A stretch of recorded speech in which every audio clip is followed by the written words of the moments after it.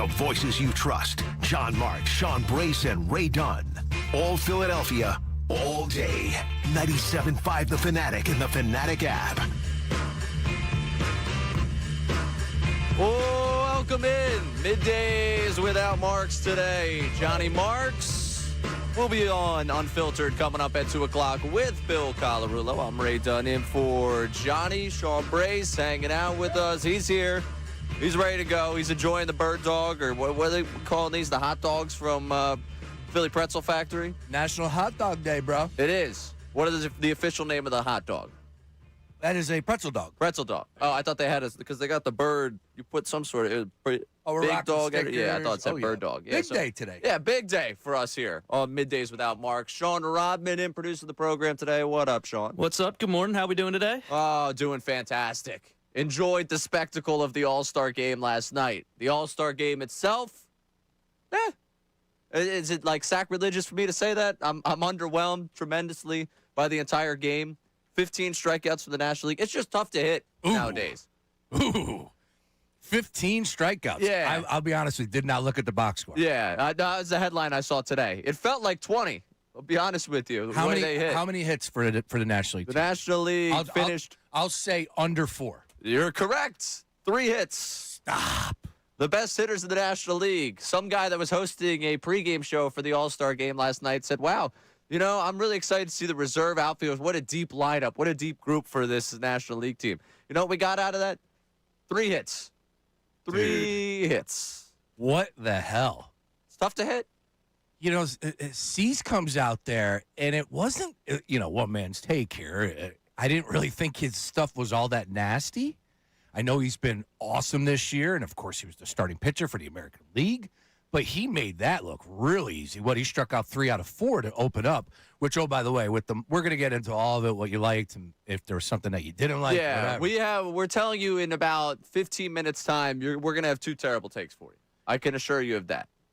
I have the worst take I have ever given, according to Luke Arcady. All right, so we'll get to that coming up. Right. Out of the game last night, though, great spectacle. The just atmosphere down there, once again, leading into the game, at least. I mean, they didn't give you a lot to cheer about, especially like if you were a Phillies fan, you did not get much to cheer about. They took you out almost immediately with the start from Christopher Sanchez. But walking past the ballpark, because last night I did the pregame, we did 6 to 8 down at Live Casino. The great people at Live Casino has down there hanging out, awesome, leading into the game. Really good atmosphere, a lot of different fans walking through there. Was talking smack to a Mets fan, which really wasn't much. Honestly, he didn't have a lot for me. I didn't blame him. There's not a lot for him to say at this point.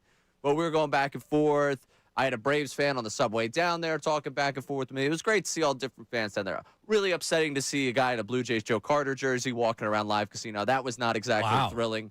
I mean, I understand for my age, for me to say it, it's like, all right, dude, you don't even understand the pain. I felt the pain for the generation that watched that happen live. Yeah. Like seeing him walk, I was like, that really, South Philly, man, go get like a Savage jersey or something like that. Go get Jose Bautista jersey. Don't be walking around here with the Joe Carter jersey. 1993, man. But that energy down there yesterday was great. I'm walking past the ballpark, headed over Stateside Live after being Live Casino there for the pregame show, and you couldn't hear what was being announced. You could just hear the reaction. The boos were incredible. The cheers, I was walking by when Schwarber got announced, when Sanchez got announced, March got announced. The sign of the Declaration of Independence for all the guys in the starting lineup. So good. And then the best moment of the night had nothing to do with the game being played. It had everything to do with the Sandlot. Like them bringing the kids on and all the fun in that. That, to me, the spectacle of the All-Star game was awesome. The game itself, that was a tough watch. If you're trying to sell someone on baseball, it's not exactly a selling point, especially if you missed the top of the first inning. Gave you kind of the feeling of the era of baseball that we're in right now. Yeah, it was a tough game. It was a tough game, but with all the ins and outs and the things that Fox did right, and there were a lot of them. That list is long. They made that. Philly made that. Major League Baseball made that game last night feel like a Super Bowl. Really did. No, I'm not trying to put it up there on that level, but I'm talking about the production, the pregame. The pageantry, the like I said, the ins and outs, the attention to detail. It was fantastic. Patti LaBelle. Oh, the queen. 82 years old, Ray. I hope I'm here at 82. I'm telling you I'm right telling now. you, my habits, probably not. It's minus 10,000 on DraftKings Sportsbook. I won't be here. Yeah. Here she is, 82 years old, and still killing it. And what a job by Major League Baseball and, of course, the Phillies putting in their heads together to saying it's important to get Phillies own to represent. Boys to Men. Yep. Hey, look, I'm a Boys to Men supporter. I saw them in Vegas. My wife got a rose from Sean Stockman. All right? I don't know if we still have that rose. I love Boys to Men. That song was tough. You know, it's a Jackson 5, I'll be there. And I would just say, let's just say Michael Jordan off the top of my head. Like, MJ could probably go out there and score 10 easily right now. But one-on-one, he's going to get, he's old. He's 60-plus years old. Eventually, the game escapes. Was there this much criticism for Boys to Men on your timeline? I must have missed the criticism. I was also busy hosting the show at that point, so I only got, I'm half listening. I'm sitting there at Live Casino as they're doing everything, and I'm, trying to hear what's happening on the broadcast while trying to talk. Yeah. Was it that bad where you feel the need to come out and defend them this morning? No, this is more, from Sean's perspective. Okay. And there was, but, and hey, look, I'm an honest critic. I'm very honest. To a fault. I thought that was a tough song for them to hit at this stage of their career. Gotcha. And maybe in the shower they're able to get up that high, but no. Gotcha. Bad song. But hey, look, the Stand Up for Cancer is a huge deal. Obviously, we're all affected by it. Everyone's holding up the signs. It's an unbelievable thing that they were able to develop with Fox. And I don't know if they do it for World Series games. I think they do, but I know All-Star games is definitely one of the big things. Yeah, definitely cool that they do that. And again, the spectacle of it was awesome. I do think that if you had to give me truth serum today, and you said, Ray, if you were doing this show in Cleveland, if you were doing this show in Austin, if you were doing this show in San Diego, we're probably talking about the All-Star game. I don't know how much I would have led with it. The fact that we're in Philadelphia and it happened at the game, I think that's kind of what it was, where it was cool last night. The spectacle of it was awesome. But very underwhelming of a game in terms of the product you got. If you just removed the bells and whistles, it was all right, yeah, that was a baseball game. I would say it depends. It depends on what you got from the crowd, right? We destroyed this week, and we brought it up. I'm not trying to self-congratulate us, pat ourselves on the back, but we do it better than most. The All-Star game, now put that on the list of events. We're talking about the NFL draft that was brought up in 2017. We kicked the door in there. Just the summer. All-Star game, World Cup games, and Aronimig. You look at what the summer that we've had in Philadelphia, it's been awesome. The PGA Tour, and not just them, it's everybody. They're saying you must make Philadelphia stop moving forward because of what we did last year at the Cricket Club and this year with the PGA. The golf is great here around Philadelphia. You hear that, LeBron James? We'll get to that coming up. I like where your brain's at. Right. Immediately where my brain goes. Now, hey, Ray. I don't know if either one of us are going to be the guy to do it, but I just want to float it there. At all, any concern watching Christopher Sanchez over the last month, and then when you watch him in the All-Star game? Yeah, but didn't he just have a good start last time out over the weekend? Okay. If he didn't have that, Ray, I'm saying something different. Yeah, that's fair. He did. He allowed 10 hits in that game. It was only 2 runs. Yeah. Where's Romo at? I don't know. So I would say 5.56 ERA in his last 6 starts. We asked this question last week before that start on Saturday, and you said you weren't concerned. Yeah, I'm watching. I've got my eyes on it. Where are you at now? I've still got my eyes on it. I'm not going to be the guy that goes, I'm concerned yet. He struck out the first batter, too. Struck out Trout. On the best pitch in baseball, statistically, analytically speaking, it's his changeup. And that seemed like he had a feel for his changeup after that. A lot of non-competitive pitches, walking guys. Again. It's a new catcher. New vibe. They are all-stars. So I've been told that the roster on the other side is pretty good. They're all-stars. Yeah. Just sitting there all right, keep my eyes on that one. All right. I one. don't think the season started early for him. Yep. We know that. What took place last year. Yeah, he was not going to have another career year this year. He's going to get hit. But he started off really damn hot. Set the bar really high. Yeah. And that's more my concern is maybe the amount of innings he's been pushed for the last 2 seasons. Sure. John talked about before the season. It was a real way to take the wind out of the sails yesterday, watching that first inning for Sanchez, and it was like, okay, maybe Schwarber's going to pick us up. Well, we could also look at it the other way and say thank you, Christopher Sanchez, because if you didn't give up 3, it would have been a 1-0 game. Yeah. So at least we got something extra in the first. Christopher Sanchez, I'm not concerned about you at all. Actually, great stuff. Thank you for those 3 runs. Otherwise, it would have been 1-0 ball game. Hey, Cody Bellinger appreciates him. You know, everyone coming into last night was like, man, I can't wait to see Miguel Vargas come up to bat. It's like, who? Not too many White Sox games are getting played at the household. But that was a blast. These guys are smashing the ball down there. I'm telling you, they were shout out to Colin Newby because he went around the stadium yesterday and posted those pictures on 97.5 The Fanatic. Some of the farther home runs. He didn't get Contreras, who went the farthest. But still, you saw the distance of like, dude, they're hitting the ball that far. Harry the K's up top is just a blast. Right, Harry the K's. What is it? It's not Ghost Energy Deck in this household. All right, coming up. Whoops. Wait, upstairs is no. Yeah, I knew that. That was a week, man. Yeah, I knew. I was just thinking the bar downstairs was Ghost. Up top was still Harry's. No, is everything Ghost? I think Ghost took over everything. Ghost took everything and left, including the clock. It's good. Next year, when Middleton's talking to the press, it's going to be a Ghost Energy drink in his glass. He was running around. Yeah, you're right about that. All right. 2 terrible takes for you coming up. I thought I had a bad take, and then Sean Bray said he is the absolute worst take in the world. We'll get that for you coming up next about the All-Star Game. And then the news that dropped. We're trying to lock in on the All-Star Game. And Dave McMahon says, no, we need to talk about LeBron James. Coordinated recruiting efforts. We'll get to both those things coming up. Jump on it, 610-632-0975. The All-Star Game.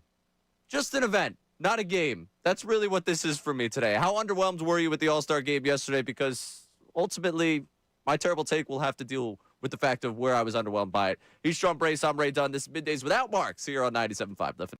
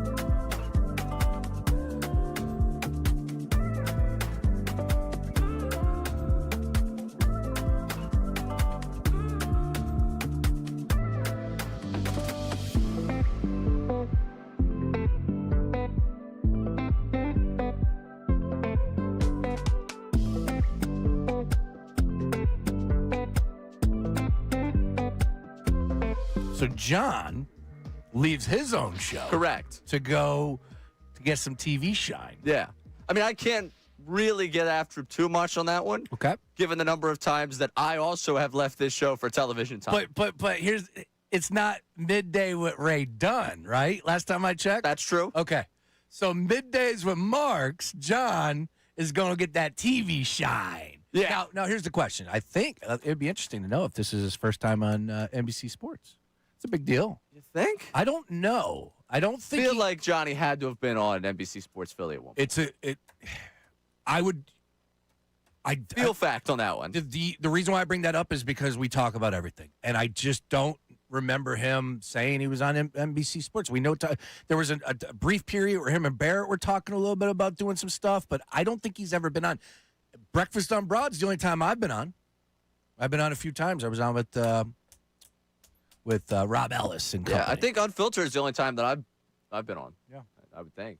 I did have a key card there for a couple months. That was an exciting time. How about that? That was great. Enjoyed that. How about that? All right. So last night, the All-Star game, very underwhelming in terms of the game. I enjoyed the spectacle of it, but the game itself, you know. Yeah, it was a dud.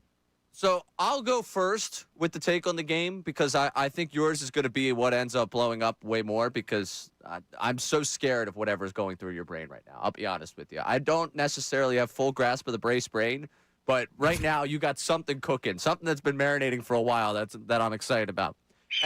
Nobody has a grasp of this brain, bro. Yesterday, Not even me. Before the game, I said that I would like to see them move the game by a day because I want to see the best pitchers get in. And I think that's a very common, easy. I think Rob Manfred yesterday said they're going to reevaluate it. After the game last night, again, this is just really dumb brain work by me here, but I'm okay if they leave it on Tuesday and we keep some of the best pitchers out. You know why? It's impossible for these guys to hit these best pitchers. You know what baseball needs? More mop-up guys. We need worse pitching. I'm just, honestly watching last night. It's like, all right, yeah, these are elite pitchers. The fact that we got, 27 strikeouts between the two sides? Sheesh. I think half of the outs recorded in the game were strikeouts. Yeah, that's how that works. 27 of the 54 outs. Half of them were recorded by the strikeout. We got 3 hits from the National League, a roster that I thought was loaded in terms of hitting. It's okay. These 1A tier pitchers that get to throw in these games because some of the best guys don't pitch because they have their starts on Sunday or, whatever, are hurt right now. Yeah. You know what? I'm cool with it. Maybe I don't need the Miz. Maybe I don't need Skeens without Wheeler. That's what happened without some of the best pitchers in the game. We don't need to move the game. These guys are going to strike out regardless. I'm fine with it. Give them their all-star nod. Let the Miz do whatever he's doing on television and walk around. Let Skeens and Livy walk down the red carpet. If they can't pitch, they can't pitch. You know what? I think for last night, if you're not a baseball fan, you watched, you might have enjoyed some of the spectacle. But I think for people that tuned in, because, Major League Baseball All-Star Game's on right now. I don't necessarily think people were go over the moon for what they watched last night. All right. How come we never made the connection or joke about Livy Dunn being you're related to you? We haven't? I don't think we have. Oh. I feel like I definitely have on these airways. I feel like as a show, we had to have covered that at some point. I don't Dunn, know. D-U-N-N-E. It's not a very common last name. Yeah, and you guys spell it the same. Yeah, it Are sucks. you sure you're not? You guys look alike. I've been told that we look like we're related. Athletic ability is right there. I was a gymnast. Yeah, absolutely. What was your go-to? What was your event? The one where you. Yeah. That one. That's bad. My sister was a gymnast. I should know at least one event, but yeah. The rings. Yeah, This something. guy. You're Yeah, one of that guy. guy. Yeah, I mean, look at my upper body. I would assume that I was that. Yeah, well, it sucks. I'll be honest with you that we share the same last name. Why? Because she now has all the trademarks on last name stuff that I would want. Ooh, yeah, that's a good call. That's She a good beat call. me to being famous. Well, you could hit her up and say, hey. I've tweeted about this. Have your people meet her people. See, I didn't know that. This is another thing. Ray saves everything, Rodman. It's on social media. he We've been saves- working together since this was on social media. He saves everything. That's what he does. I can find you the tweet because Salciunas has been on this too. Ever since she got the brand deal with Miller Lite, Yeah. Salciunas was like, yeah, she's taking literally everything from you. Yeah, she was down there slinging Miller Lite. She was at the game. You know what I would love to do? Guest bartend at Stateside Live. Oh, yeah. You know what I'm not? Livy Dunn. Yes, I can see But that. yeah, Salciunas tweeted May 1st. She tweeted out that she got the dream partnership with Miller Lite. And Salciunas quote tweeted with, she's stealing everything from you. And I put out, The dream partnership with Miller Lite. I'm in. That's funny. It's not even a. I'm in. I would Yeah. take that partnership in a second. I have a hard time envisioning Livy Dunn, getting home after a hard day at the gym and cracking him there late when she was 21. I don't know. It's a dream partnership for me. So she stole that from me. That's my point. She's pirating. So here you go. This was my pitch, and this is my pitch. If Miller Lite's listening, if Livy Dunn's listening, maybe her and Skeens decide to stay an extra night in Philly because it's a great destination. Maybe they're going to do the 5-hour drive across the state. It's the best sports town in America, Ray. Why not? Let's collab at Livy Dunn. Doesn't matter if you're a big name or a no name. We all should trust one name in the beer game. Miller Lite. It gets the job done. Take it from us. Miller Lite, your move. Look at you. Your move. I'm doing the marketing for you. And you get the cardboard cutout. She's there. She's a part of it. Done. Let's start spitball. We could do this all day.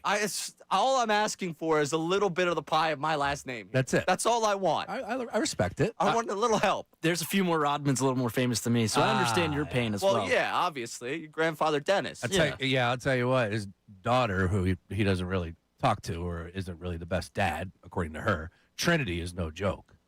She is on fire right now. And she'll get even bigger next year with the Women's World Cup. Yep. How many famous braces are there? There's like a male gigolo stripper that was on a Showtime series. Should have known. And his first name is Brace. So Gotcha. when you Google famous braces, that's the one that comes up. His first name is Brace. He was a gigolo on Showtime. First name Brace. He got a lot of ass.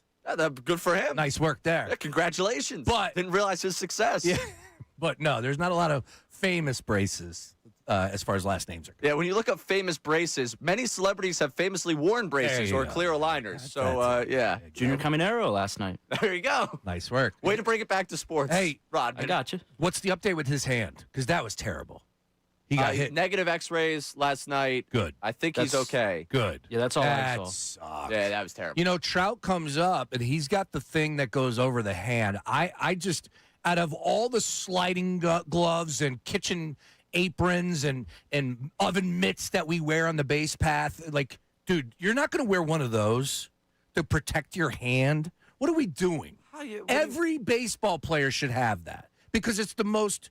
Think about it. Oh, yeah. It's the most fragile area. You could see how it could often get hit. And if it does, worst case scenario, man, or best case scenario, you're going to be out for a week. Like, that's a bruised hand. That got him good. I'm surprised that he didn't break it. Yeah, I was worried. That's also, as it happened in real time, when they show you it in real time, you have no idea where it hit him. At least I didn't. Maybe my eye at that point was not as keen as it was maybe at the start of the game as I enjoyed my evening. Nice. But as it happens, I'm like, please, God, tell me that didn't hit him in the head. Like, the way he went up like that, I thought for a second, oh, God, tell me they didn't lose control in that. And was it Smoltz that had just gotten done staying that I think it was O'Brien, right? Riley O'Brien from the Cardinals. It was like, yeah, this guy's a strike thrower. And then boom. Boom. Yep, inside. Got him. Oh, yeah, it was bad. Glad he's okay. But your point about the pitching being great, you're right about that. There's no denying it's the best of the best, Ray. And the haves and the have-nots when it comes to hitters. You look at the average, hitting's down across the board in the league. Feels like it continues to go down every single year. Maybe it's okay we don't have the best pitchers in there. But I would just say, like, when you look at the last time we had a shutout was 2012. Or 2013, excuse me. 2013, it was 3-0 AL. It went back-to-back shutouts. 2012, NL won 8-0. The NL actually won a game. Majority of the games are under 8 runs. There's no doubt about that. But Ray, last year was 7-6. All right, a lot of scoring there, a lot of hitting, a lot of runs. Fair enough. So I'm willing to be wrong on this one. Well, it's a day after reaction where I was going into the All-Star game like, man, it sucks all these great pitchers are missing it. And then I watched last night and I was like, you know what? They probably would have put up 8 more strikeouts with some of the other guys. You're right. If Mizorowski pitched, I'd give me 2 strikeouts there. I know Skeen's been struggling, but give me another strikeout that, probably adding to the strikeout totals. Are you surprised? Because, again, Fox did so much right. I'm going to get to my take in a little bit here. They did so many things right. Are you surprised? Because, again, you weren't able to hear it. Sorry. Dylan Cease and the catcher to start had the microphone. They were mic'd up. Yeah. Not pitch comm. They were talking to each other. It was next level. I saw Schwarber. His earpiece kept falling out. Yeah. And he dropped the F-bomb. Yeah. That's okay. Yeah, it was. Oh no, the kids at home learned what the F word is. He was about to abort mission, and then the catcher helped him out and put it back in his ear. I thought that was pretty cool. But I just thought it was hilarious. They replayed him swinging and missing just so they could show that earpiece coming out. Like, this guy's doing you a favor. You're making him look like an idiot. Yeah, up there. that was tough. And then he was bothered by it, so it kind of was in his, throwing him off a little bit. Hey, a lot of people had some money on that. On Schwarber hitting a home run or Schwarber being MVP, and next thing you know, he's getting bothered by shoving a microphone into his ear or his earpiece into his ear. It's like all those stars. Miguel Vargas is the guy that goes deep. Yeah. Cody Bellinger's your MVP because he had, a 2-run single in the first inning? Unbelievable. Yeah, it was a dud of a game, no doubt. Honestly, they should have just split up the MVP for the American League pitching. My question to you, though, is looking back, are we surprised that Dylan Cease emptied the kitchen cabinet, man? Well, that's the other thing. He threw everything, slider, backdoor curve, off-speed pitch, changeup, fastball on the inside. Shouldn't these pitchers just say, you know what, I'm going to throw hard here over the middle? Well, that's it. If you're going to get one inning, you're dialing, you want to give them an opportunity to hit. Is that how it used to be, though? I'm trying to think. Only if it was the guy's last All-Star game and they wanted to make a scene out of it. Pedro wasn't putting it over the middle. No, he's trying to strike you out. Yeah, so I don't know. It depends what you want. Maybe there are people out there. Pitching Ninja was turned on last night. I love him. I'm sure Pitching Ninja was turned on last night. Now, I was quick scan of the YouTube chat. You can get it at 610-632-0975. You call, text, Davis on the text line. You get us the voice memos. We'll play those for you at 610-632-0975. If you were underwhelmed by the game last night, because I consider myself a baseball fan. It's just like last night I watched, I'm like, yeah, I think my biggest takeaway is what we say about baseball is right. The pitching's just far outdone the hitting at this point, this era of time. I know we got some text on the Davis on the text line about the game, and then I do see that people want to set me up for a marketing plan with Livy Dunn. Yes, we'll start. I want to say marketing we're plan. Including her, too. Well, yeah, obviously. She's famous. Great. I'm not. The Miller Lite's not basing the campaign around Ray Dunn. Well, how do I get involved if Livy Dunn's involved? I want to be involved. Listen, you can give us some time. Let me work on that partnership before I start introducing some more people to this. Wait for the text. Livy Dunn may not be involved. Well, I'll let you know in a second. But first up, we'll start with the game. John C. from Tennessee says, the one thing that I got out of the game last night is I really appreciate the pitch clock because that game took forever. Yes, it did. Well, the first inning didn't help you. The first inning, you have, 34 pitches for Christopher Sanchez, and he's not throwing strikes. And then for Cease, he does end up getting out, but he also walked a guy. I think he almost got to 30 pitches, too. These are the two starters. This is the best the sport's got. And it didn't exactly look at the first inning. With all due respect to our guy, Christopher Sanchez. And I already see on the YouTube chat the concerns looming there. What else we got? All right, let's go to your potential marketing partnership, non-partnership with Livy Dunn. Alfie in Abington says, relax, Ray. She will be married and become Livy Skeens. The Dunn branding will be yours alone. I don't think so. Think about people when they get famous. When you're famous, the first name that you're famous with likely is where you keep rolling. Livy Dunn's the stage name. She could be Livy Skeens. Stage name. I mean, it's her real name, but I mean, for the rest of time. Yeah. I mean, unless she just goes by Livy, which I was just thinking about the stage. But go ahead. My bad. Yeah, no, you're right. You're right. Where's the stay on target drop? I regret bringing up Livy Dunn with you. I got it. This is the easiest way for us to not have a show today. It's not working now. My board isn't working. Hey, Ray. That's working. Stay on target. There you go. No, look, I think it's an honest conversation. Would she keep the last name? It's definitely up to. It's not our conversation to have. Yeah, it's up to the couple. I don't know. I don't know where I stand on that, what she would do. Yeah, I mean, if that's the case, Livy, can I put this out there right now? Send all the trademarks to me with the last name Dunn. I need them. Yeah, that's the thing. If she's already working on that, she's not going to give that up. That's what I mean. Yeah. You could maybe buy it from her. You're cooked. I can't afford that. I work in radio. Yeah, good luck on that. You never know what you'll do next. Free Philly pretzel hot dogs. Yeah, that's right. What I might not have in trademarks, I have in free hot dogs. So shout out to Philly Pretzel Factory dropping off some hot dogs today, some of the pretzel dogs. $1 pretzel dogs all day long while supplies last at your local Philly Pretzel Factory. So go get yourself a pretzel dog today. Okay. All right? Nice. All right, so I need to hear this. The worst take that you've ever had, please. It's up there. Now, Luke Arcaney said it's the worst take that I've ever had. Okay. So, again, I want to open up by saying this is bad. That they did everything right last night. It was unbelievable. There wasn't one thing that I came away with going, oh, that stunk. This is bad. They missed the mark. What are they doing? I can't believe they did this. None of that. Okay. All I said was I could do without X and Y. That's it. So let's go ahead and bring it up.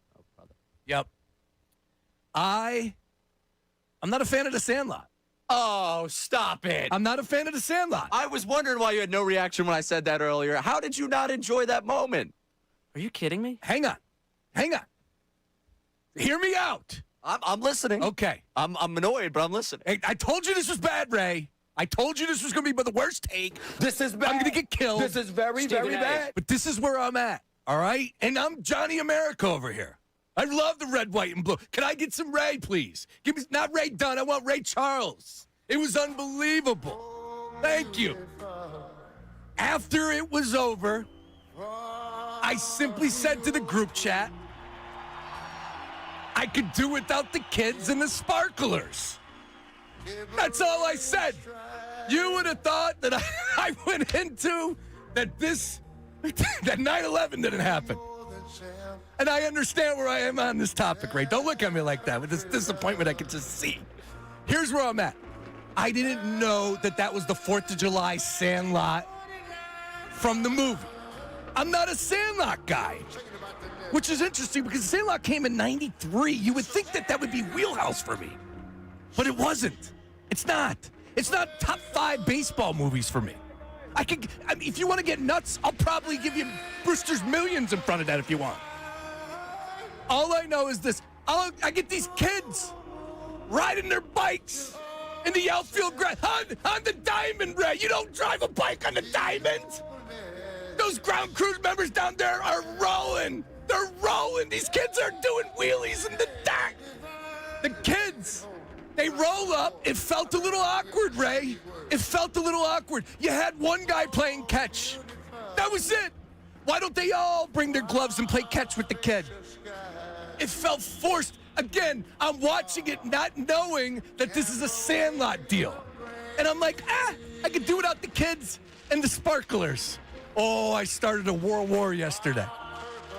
All I know is I'm not a Sandlot guy. I'm a major league guy. And I think that's the conversation. There it is, right there. Are you a Sandlot guy or a major league guy? I am absolutely lock, stock, and barrel major league guy. All right. Pedro Serrano, give me Vaughn. I don't even want to fight this with you. You want to know why? Because our morning show host, Andrew Salciunas, is on the VIP line right now. Nice. And wants to have this out with you. I saw the line light up. I saw immediately the name. He was there last night. He and Kincade were at the game last night. Give me 20 seconds before you bring on Andrew. If you were in the building, I'm sure it was special. No. You don't get to backpedal from this. They said that to me about the home run derby. John said that. John was like, you were there. Like, yeah, if you were there. And it's a bad take by him, too. Luke Arcane. No, he was talking about the home run derby. If you're in the building yesterday, the fireworks are unbelievable. Ray Charles is incredible. Again, I didn't know the Sandlot movie type deal with Ray Charles playing in the background, blah, blah, blah, blah, blah. So if you were in the building yesterday, I'm sure it hit tenfold. On the TV, if there's somebody out there listening, did it feel awkward with the kids out there? If you're going to say I'm crazy, that's fine. I'm okay with that. It felt a little awkward when you were watching it on TV with the kids. All right. Again, I'm going to let Salciunas fight this one out for you. I told you it was bad. Oh, and you weren't kidding. When you didn't react to me, I was worried this is where he was going. Because I said it in the opening segment. I thought the Sandlot thing was great. I saw you just kind of nod and let move on. And I was like, oh, no. Is his take going to be actually taking a shot at the Sandlot? So let me get Salciunas on here. Andrew Salciunas from Kincade and Salciunas. How are you today? Brother, crazy is not a strong enough word for you to call yourself for this opinion. This is horrific. This is insane. This is clinically insane, dude. How could you not find that moment absolutely beautiful? Whether or not you like the Sandlot or not, it was perfect. It was unbelievable. I'm not here to say that. All I said was, Andrew, I could do without the kids and the sparklers. What about the sparklers? Okay, dude, you just said something so insane about Philadelphia and Citizens Bank Park. I don't want kids riding their bike. What are you going to tell me to get off your lawn next? Dude, the Fanatic rides his quad on the field every game. All right, you got me there. Not in the dirt, though. Not in the dirt. Get off the dirt. He drives the quad every day. He doesn't drive it in the dirt, Andrew. You know that. He's launching hot dogs and hitting old women in the face with it a couple of years ago, of course. And you're talking about riding bikes. These kids just had the moment of their life. This one kid got to have catch with Freddie Freeman on the infield dirt of Citizens What about the other 8? All-Star game. What about the other 8 kids? They weren't doing They got anything. autographs. The one kid got to practice his swing and almost took Mike Trout's head off. Yeah, he did. Like, that was a beautiful He moment. did. It was awesome. I told you it was bad, Andrew. I told you it was bad. Dude, you said it before I even left the studio. You're like, I have a really bad take, and like people say that all the time, and I'm like, I can't be that bad, dude. This is horrible. I saw, and I get that you don't see the sale and everything, but the honoring of 250 years and baseball is supposed to be America's pastime. It's not just a sport for millionaires and billionaires. It's also a sport for the kid that rides his bike to his local park. Yeah, they don't even do that anymore. Those players. And you know that. They don't even do that. They got electric bikes these days. They zoom around, and I want to yell at them. Yes, it is. Oh, my God. I'm ashamed. I'm ashamed to say that we I work feel the even same worse. together right now. I thought I'd feel better about getting this off my chest and just airing it out, and I feel even worse, but I'm sticking to it. I came away originally saying, I can do it without the kids on the field and the sparklers. Why do you keep coming back to the sparklers? How did they light all those sparklers? Have you ever lit in a sparkler? How did they light all those sparklers that fast? It's actually not that hard unless you're Jason Pierre-Paul. It's pretty easy. Other than that, it's not that tough. Andrew, I appreciate you chiming in and at least trying to talk some sense into him, because I didn't know if I had this in me to really respond to what I had just heard, the blasphemy coming out of Sean Brace. I appreciate you. I can't believe it. I saw so many people on the timeline saying that they were crying. Andrew, you're the best. So many, I just go, oh no, I said that, didn't I? And I'd go, Luke, so here's what I'll tell you. I went back and watched this morning. I just said, okay, let me do some research. And like, all right. Bleep them kids is what you came to. No. That was your take, and you keep trying to throw this sparkler thing in there like it's like, I can't believe they had No, it's bleep them kids. That's Sean Brace. Somebody, if Bayless, I know you're out there right now. I need the graphic. Bleep them kids, Sean Brace. That was the take. No, because that's what I heard. After the fact, and I go back and I'm like, okay, I like the idea of connecting the dots with the Sandlot, all that. Okay, now I change my mind a little bit. Then I go to the movie aspect, and I'm not a Sandlot guy. Moneyball better. Ah, come on. Bull Durham. All right, Bull Durham I will have over that. Field of Dreams. Now, I can't wait for Field of Dreams when they bring him out of the cornstalk straw. It's like, no. No. These kids are messing up the field in Iowa. Let's not do it. Having a catch with the dad. Not a dry eye. Niagara Falls that day. These kids are getting the moment. They're like, all right. How do we get to that game too? It's the White Sox, right? It's the Phillies and White Sox. Those Tigers. Twins. Twins. I think it's Yeah, Twins. Twins. Yeah, everyone in the AL Central's the same. Can I say that? If we're gonna get bad takes off our chest, the AL Central's the same team. All right. Give me a guy from the mid-2000s, and you're gonna be like, yeah, that guy played for.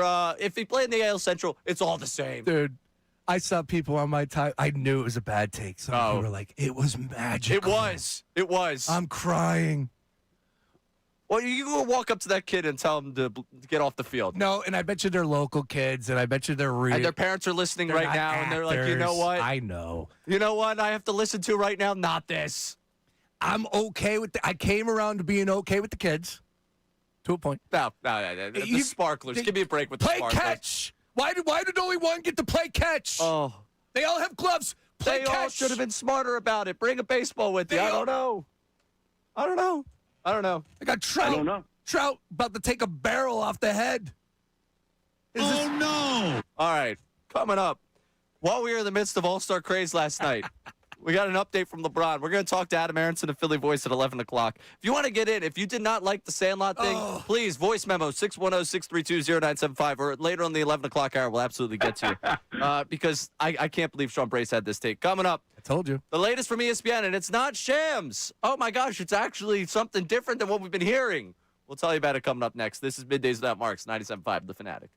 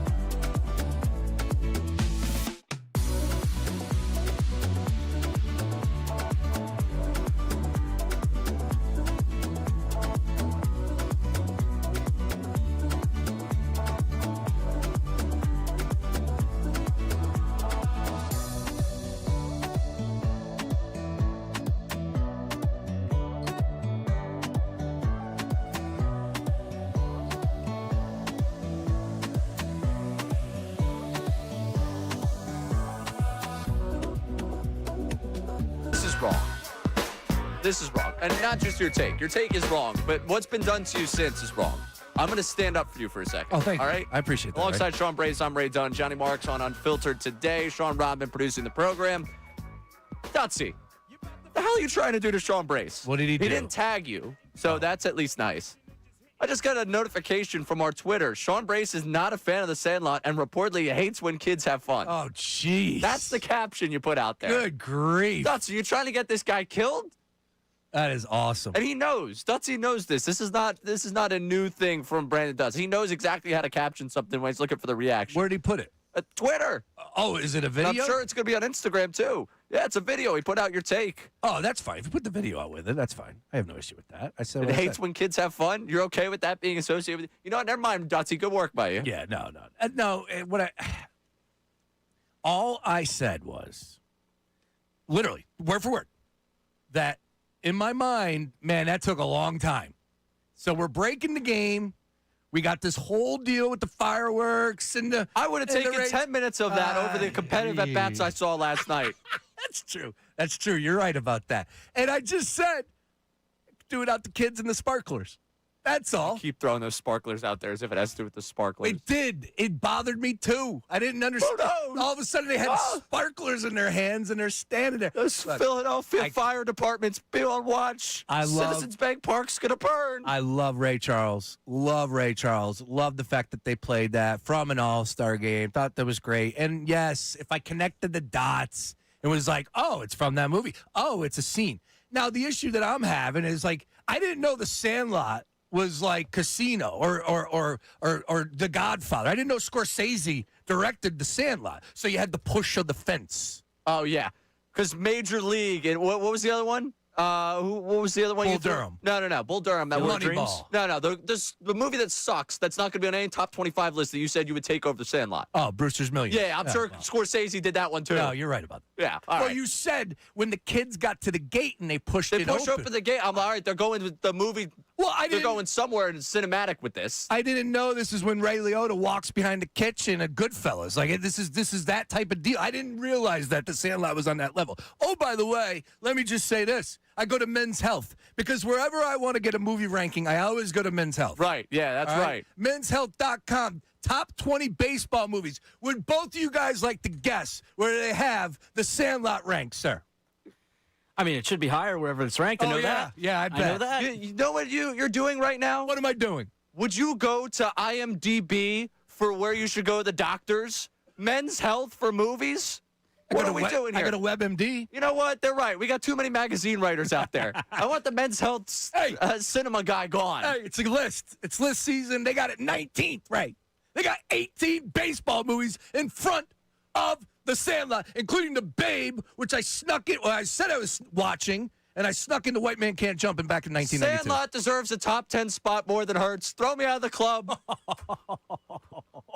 Wow. All right. Whoa. I didn't mean that. Yeah, exactly. Taking shots at one here. All right. I would imagine. Speaking to ESPN. Am I getting killed in the YouTube chat or any text? Like, is there anybody that agrees with me?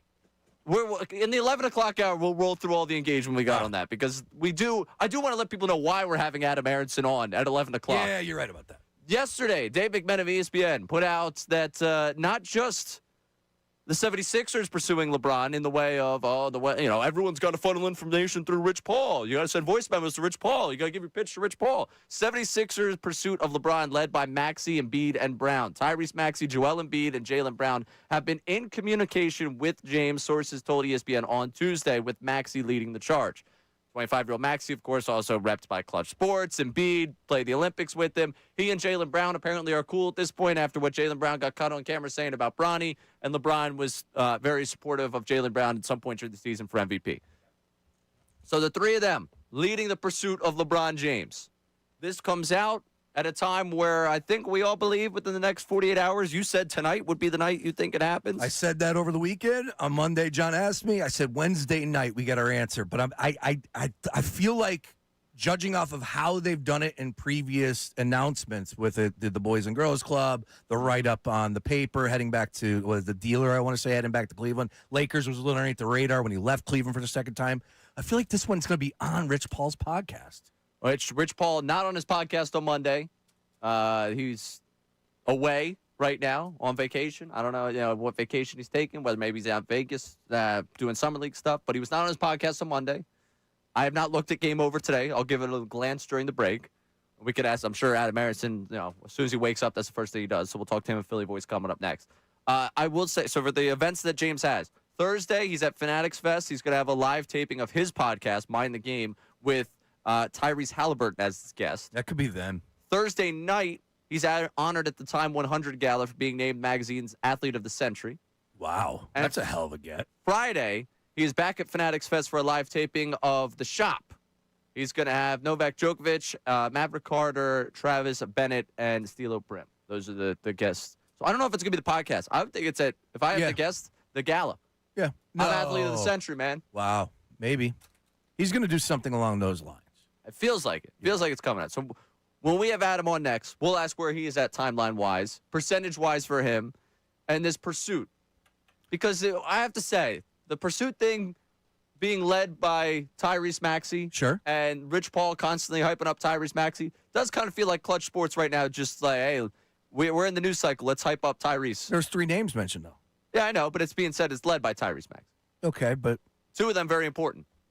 Yeah, I think Joel being a part of this is really important, and it's a little underneath the radar, and we don't know what's factual or what not.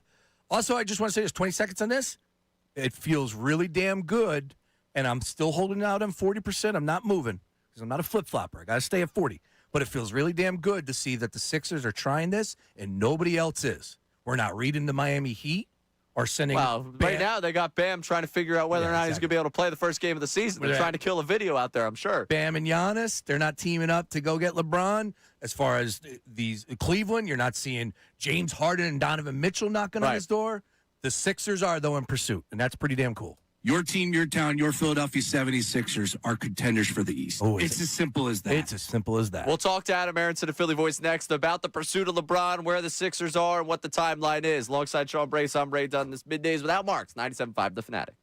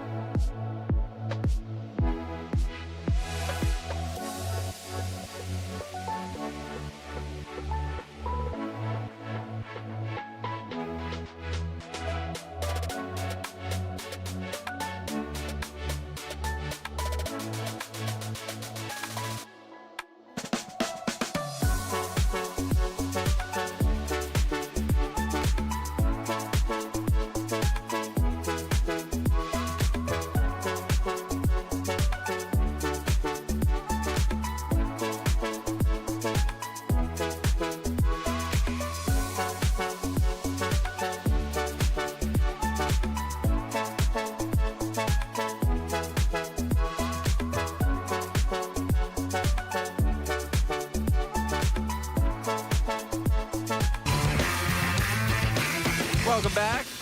11 o'clock hour of Middays with Marks. No Johnny Marks today. He's on Unfiltered. 2 o'clock. Bill Colarulo, John Marks. Looking forward to it. Oh, yeah. Should be interesting. I guess when John was announced to the station that the two of them went on the air together. But other than that, they have not done any content together outside of the Flyers postgame. So I'm excited to see what this back and forth is going to be at 2 o'clock. Oh, it's going to be fantastic. An interesting program. Who pushes, as they say? I got Johnny Marks in a knockout. No, I think Bill pushes. No, who's pushing the show? Oh, he's leading the show. Yeah. Bill's leading the show. I mean, if we're talking about after 4 hours, who's coming out on top? I got Johnny Marks in a knockout for sure. Grief. Absolutely. No, I'm not trying to put them at each other's throats. No. They'll debate something, I hope, over the 4 hours. I got Johnny Marks winning. Ray's old school. He's cutthroat. Yeah. Listen. Wants a little fire behind the station. I like it. Between Bill and I, there's a little bit of fire there. All right. Yesterday was driving. I was trying to prep for that shit. Driving me nuts. We get to that later. Yeah. We get to that later. We got Adam Aronson from Philly Voice joining us right now because we got a new LeBron slop. Is really what it comes down to. It's not slop. It's a really good report. Something that's helping us out. But for me, it's driving me nuts because I'm seeing the same thing from Shams every single day, and it's killing me. So this was nice to get something new. Adam, how are you this morning? I am doing well, Ray. How are you? I'm doing good. I'm doing better now that we have this from Dave McMenamin last night. I'm curious for you. Let's start with the timeline for LeBron James. We saw the report, Maxey, Embiid, Brown, they're all doing their pitch to LeBron James, trying to get him to Philadelphia. How much longer do you see this taking? Let's speculate a little bit. When do you think we're getting some sort of LeBron news? I would definitely say that I think we're closer to the end than the beginning. I think that's not exactly reassuring, Adam. I feel like this is a Linkin Park song. It's not meant to be. Here's the thing: there's no like real incentive for LeBron to rush this. He's probably taking you look at the teams that are in contention for his services. It's largely minimum contracts or barely above that.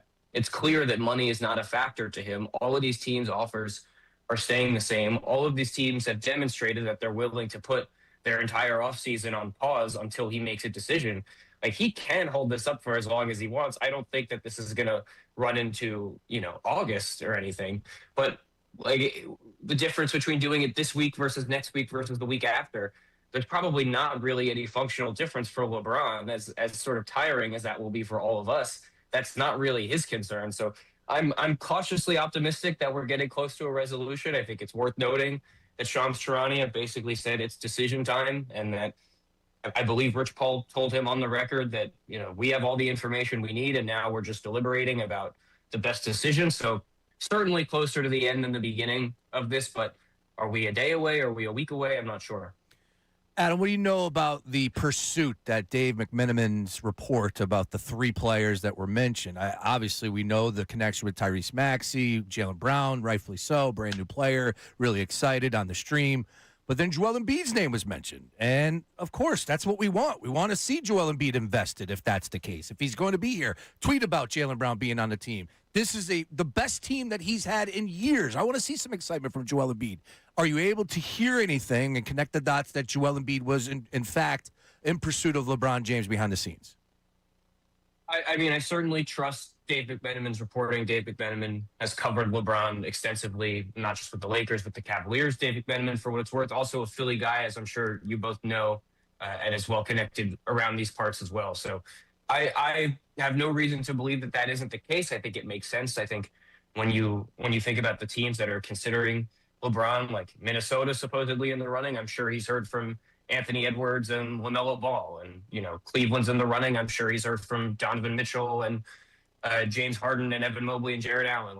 This is part of how it works, and I think in part because it seems like LeBron and Rich Paul have sort of closed off these executives and team owners the way that those people usually get involved in these situations. I think it's become more important and maybe more emphasized for a lot of the players who have direct lines of communication with LeBron to utilize that and then report back to their teams with this is what he's telling us. But I think the reality is I don't think any of these teams really know how strong of a position they're actually in. I think whenever LeBron picks a team, I think that team is probably going to be just as surprised as everybody else. All right, quick follow-up, because I know you and Ray could talk for hours because you guys now live together, so I only got you for a little bit here. But quick follow-up, I just made the case before you hopped on that spoke to me, the fact that you get this article out there and the Sixers are in pursuit, and they listed the three big names.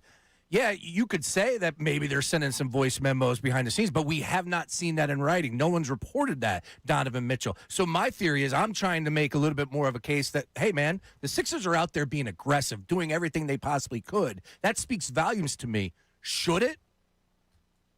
Yeah, I mean, look, the night that they traded for Jaylen Brown, like within a few hours, Tony Jones of The Athletic broke the story that they had already reached out to LeBron James via Rich Paul and that they wanted to throw their hat in the ring there. And I did not doubt Tony's reporting whatsoever, but I doubted considerably their ability to actually get their foot in the door. But they clearly have, and they've been willing to, in the absence of money, which they don't really have to offer him, invest a lot of time and energy and resources into this, and they should. This is still probably an all-NBA caliber player when he's out there who, as a third option for most of last season, averaged 27 and 6, who fits perfectly positionally for what they need, who gives them all sorts of different additive skills that they're lacking to some degree right now, and would, you could make a case that they're one of the better teams in the Eastern Conference right now. If they get LeBron, to me, that they become unquestioned Eastern Conference contenders. And it's just sort of remarkable to me that this is where we are. If you told me 3 weeks ago that Jaylen Brown was on the Sixers and that they would be, not necessarily a finalist yet, it's unclear if he's narrowed down teams, but a legitimately strong contender to sign LeBron James, I would have really had a hard time believing you. One of the things that came out, we're talking to Adam Aronson here of Philly Voice. One of the things that came out from this, of both Embiid and Brown being a part of the pursuit, kind of puts at least the calming water on the conversation about the two's dynamic, whether it be have Embiid and Brown spoken, what's the relationship like there. From the best that you can gather, what do you think the dynamic is post Jaylen Brown trade to the 76ers between he and Joel Embiid? Well, I think it's. I would just imagine, if I try to put myself in the shoes of either of those guys who have been on rival teams for 10 years and have faced each other in the playoffs 4 times, and one of them has historically dominated those matchups up until last year when the other one finally won, and that forced the guy who usually won to get traded for the first time in 10 years in the NBA. I would imagine this is really weird for both of those guys, but I think they know that the deal is done and they need each other in order to win. And I have no reason to believe that there's going to be any sort of acrimony there. Those are two guys that I think very clearly are invested in winning and probably understand that they can't win without each other. And so I'm sure it's weird the same way that it was weird when Al Horford came here. That was incredibly weird, and that didn't work out. Yeah, I was going to say, that's a tough comparison right there. When I said that. But it's the same thing in that maybe there is a little bit of a whoa, on Joel's side, this is the guy that we got to try to put us over the top, the guy that we've been running into over and over and over. But Jaylen Brown is in a completely different class of player than Al Horford was in 2019, 2020.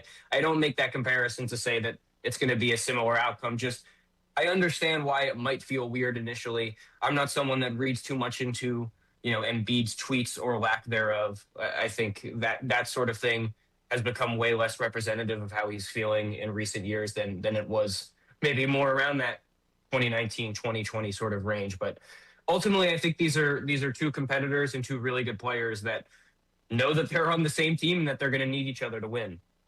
I want to follow up on something you said about contenders in the East with LeBron. Currently constructed. We'll say they go out there and grab someone, whoever is the fallback plan if they don't land LeBron. Currently constructed. Where do they rank in your eyes in the Eastern Conference? Well, this is where the Eastern Conference gets pretty crazy. Is there are 9 or 10 teams that could look at themselves and say, we can win a playoff round or two next year at least. And the Sixers were the 7th seed last year. Everyone who finished above them has either gotten better or not gotten meaningfully worse. The only team that you could argue has gotten meaningfully worse probably is Boston, if you think that going from Jaylen Brown to Paul George is a massive downgrade. And then there are teams below them, like Miami, which just got Giannis, like Indiana, which just took a gap year, is getting Halliburton back, is going to get a full year of Ivica Zubac as well.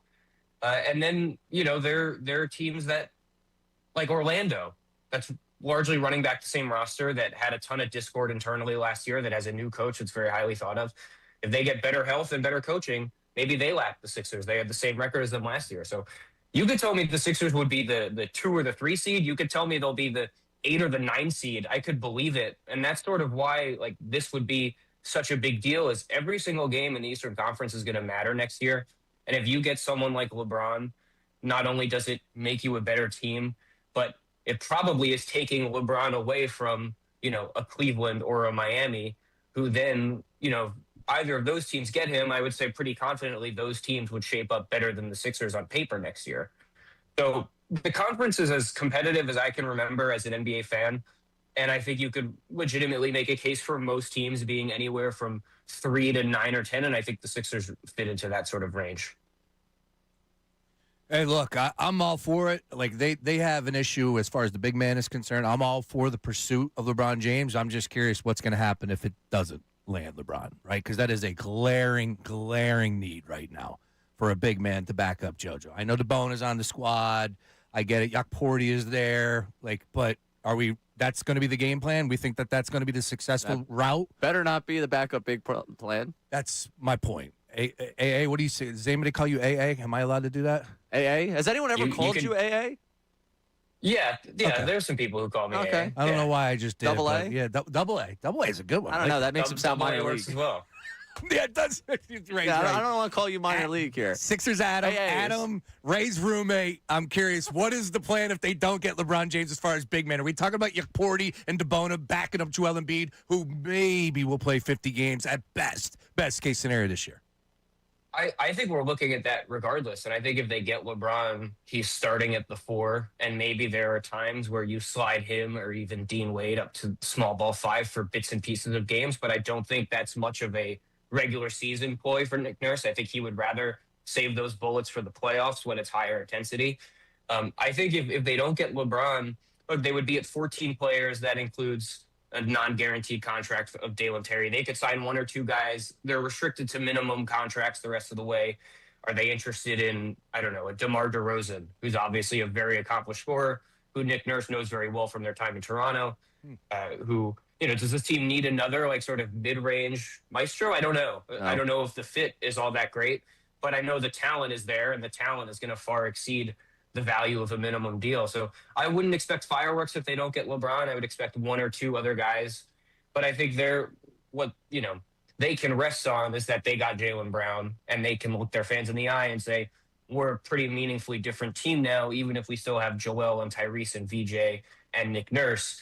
Is now, we've not only did we turn Paul George, who I think everybody locally was sort of tired of hearing about, into Jaylen Brown, one of the faces of, the Sixers' repeated playoff struggles in the opposite direction, but also Quentin Grimes, who I think had a really disappointing year, and Kelly Oubre are now, Anthony Simons, one of the best shooters in the league, and Dean Wade, who Mike Gansey knows very well, and I think slots in very nicely as a fifth starter on this team if they don't get LeBron. If you do get LeBron and Simons and Wade are your first 2 bench guys, that's a really strong top 7. That's like one of the better top 7s you'll get in the NBA. The question is then, 8 through 11, 8 through 12, how many of the, Dominic Barlow, Justin Edwards, you mentioned Bona and Yakporti, you need one of those guys to play well because somebody has to play center when Embiid's off the floor, and we know there are a lot of minutes to cover on that front. How many of those guys can step up? LeBaron Fillon Jr., another example of someone that they could ask for back-end rotation minutes and help you just get through the regular season. All right, last one for you, Adam. Has nothing to do with basketball.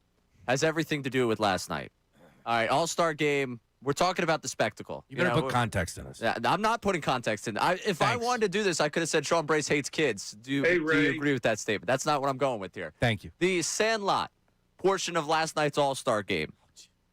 What do you make of it? Were you a fan of taking 5 minutes of the game for the kids, for the experience, to honor one of the great baseball movies, or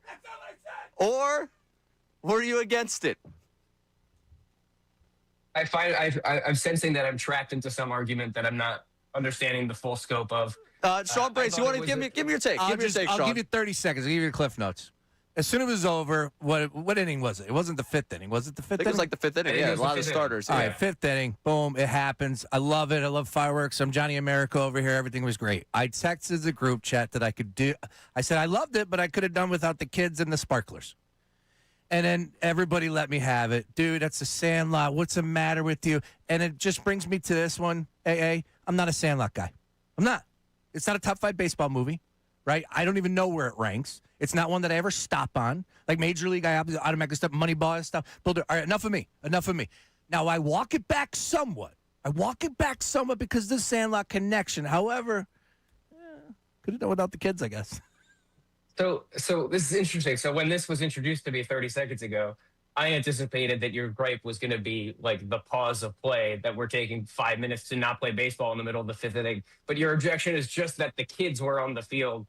I struggle to get on board with that part of it. If you had presented this as just a pace of play issue, then I think we would have had, a better chance of aligning here. But it's harder for me to get on board with that. It's my worst take. I'm not proud of it. I am in the minority isn't even the word. There is nobody that agrees with me with this take. None whatsoever. I'm getting roasted every which way, and I deserve every minute of it. I just want to be honest with everybody. I'm not going to hold things back. I always come to this microphone, and I'm going to spit what's going through this damn brain of mine. And at the end of it, I just said, could have done without the kids. It felt a little awkward. Why did Freddie Freeman was the only guy to play catch? Everybody else had their glove. Why is Freddie Freeman the only one playing catch with the kid? Play catch with the kids. They brought gloves at him. Adam, you did everything I needed there. Yeah, so now you're arguing they weren't courteous enough to the kids. I don't know. It felt a little awkward. And then, like I said, I didn't really connect the dots on the Sandlot tribute and all that. But I love Ray Charles. That's the save he's going for here, Adam. We'll let you step out of this debate and conversation as we engage with it the rest of the day. We appreciate you hanging out with us for a little bit, Adam, and we'll talk to you again. Well, I'll talk to you again very soon. We'll talk to you here on the show, I'm sure, pretty soon. Thank you, Adam. Thank you, guys. Appreciate it. Oh, it's all. Oh, love Adam. Now, again, because everyone is going crazy, we're going to talk about Sixers in just a second. But No, we're going right back in the Sandlot. We got people that want to get in on this. Yes, I know. So here's where I'm at with it. Like, I did say 100 times, and Ray and Rodman can stick on this for me, can absolutely take my back on this. Fox did everything right. There wasn't one thing that I thought they did wrong. They had audio issues to a point. They had a magnificent. It was an unbelievable weekend for us. Everything was so positive. Yada, yada, yada. Like, whatever you want to say, that's fine. I'm just giving you the one thing. That's it. So I'm not like, there's a lot of those people. Oh, you're complaining? No, I'm not complaining. We're having fun here. It's a Sandlot. I don't know, man. It's a Sandlot take. I still haven't seen the graphic yet of Bleep Them Kids from Sean Brace. It's a Sandlot take for me. What, are we resting today? Where's If Bayless when I need him? Number I got one. 10 different graphics of me in bed with AI women, and I can't get a Bleep Them Kids graphic? Major League. 2, Bull Durham. 3, Moneyball. We can go down the list of great baseball movies of all time. I don't know if Sandlot's in my top 10. All right, so Mabari's been waiting on hold here from Germantown, 610-632-0975. I know the Davis Honda text line's been humming, and we got memos, and we'll get to those coming up. But let's go to Mabari in Germantown. What do you got on the Sandlot? Hey, what's up, fellas, man? I love y'all guys, man. I'm a long-time listener. I've called a few times in the past. I'm on my way coming in late from work. I was relaxed. I was in the air, the AC. I said I'm going to drive in late. And I hear some sacrilegious comments about Sandlot, man. I had to call in. Like, how is Sandlot? No. How is Sandlot not top 10? Unequivocally. And we're going by Men's Health? Are we serious? Men's Health? Men's Health? Fellas, I Googled Esquire. Esquire has a better list. They did the top 12. You know where they had Sandlot ranked? Where at? One? Where at? Number 3. Okay. That's more like it. Come on, man. He's wrong for that. You stirring the pot, man. No way. There's too many quotables. Come on, man. There's too many quotables? Too many.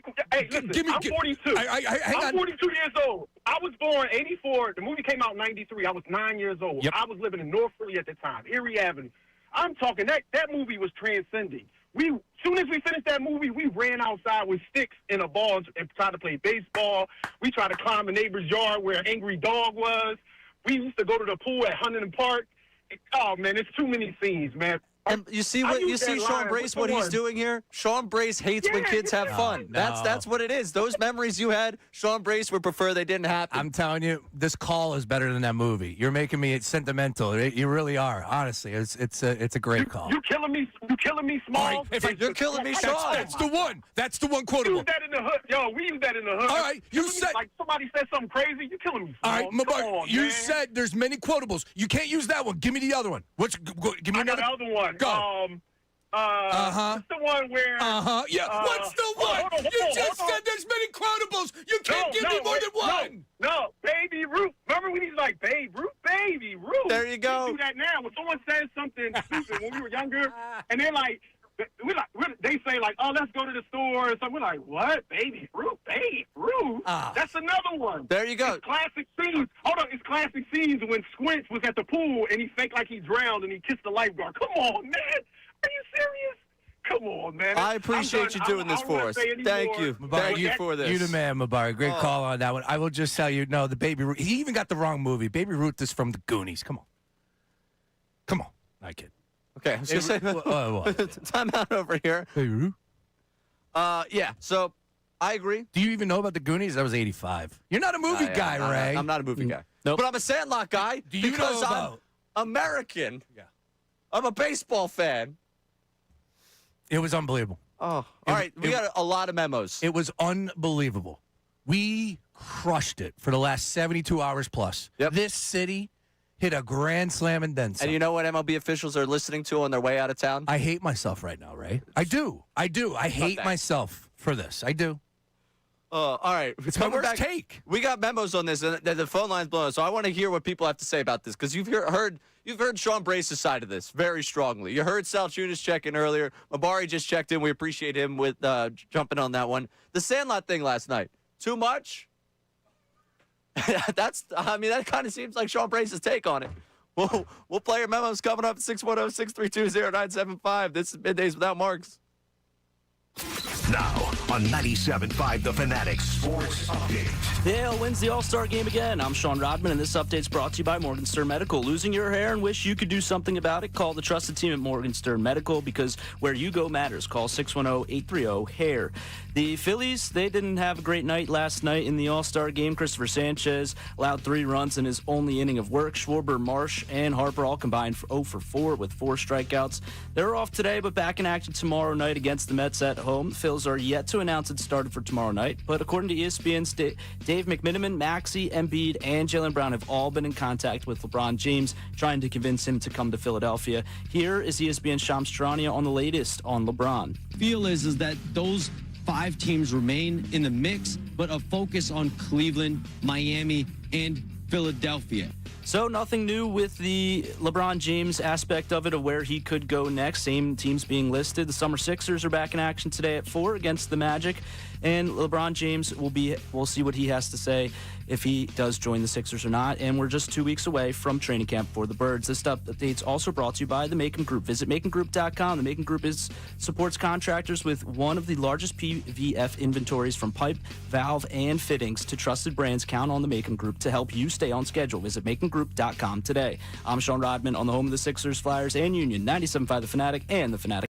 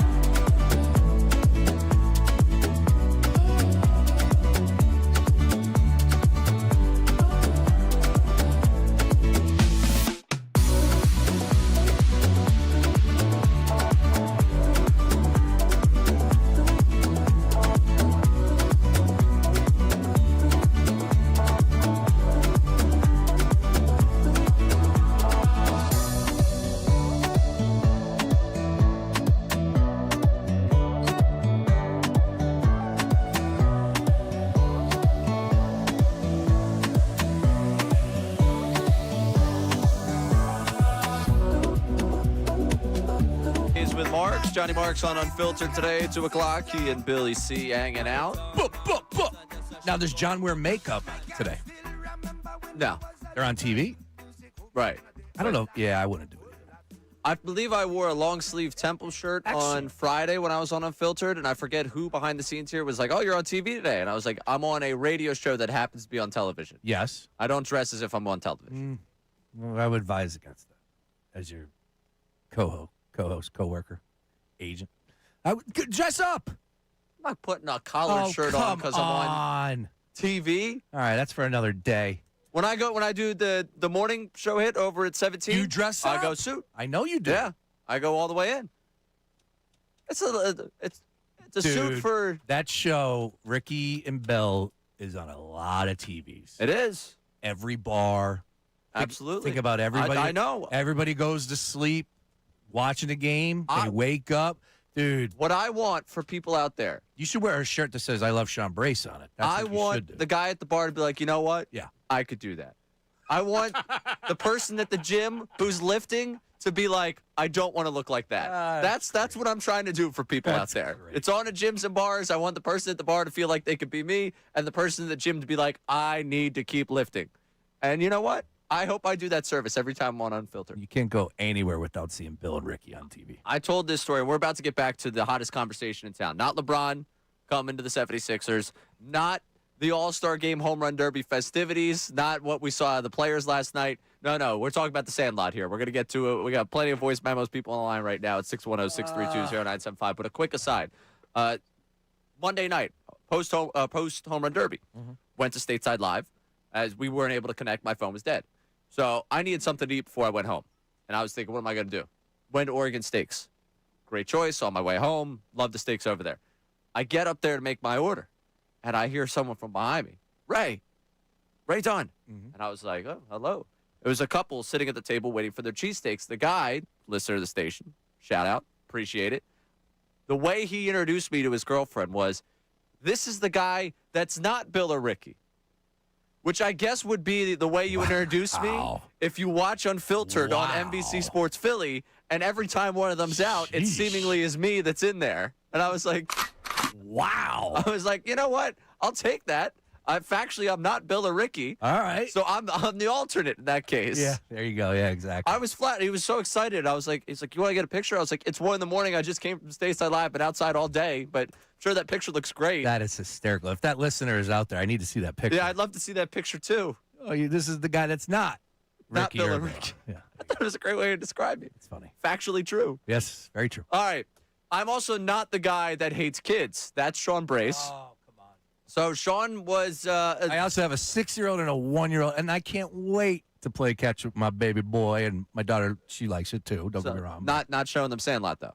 You will not be showing them Sandlot. I promise you this, I'm going to go home and I'm going to rewatch Sandlot in its entirety. How about this? Has anybody ever done that before? Like a rewatchable type segment? That would be a great podcast idea. The rewatchables.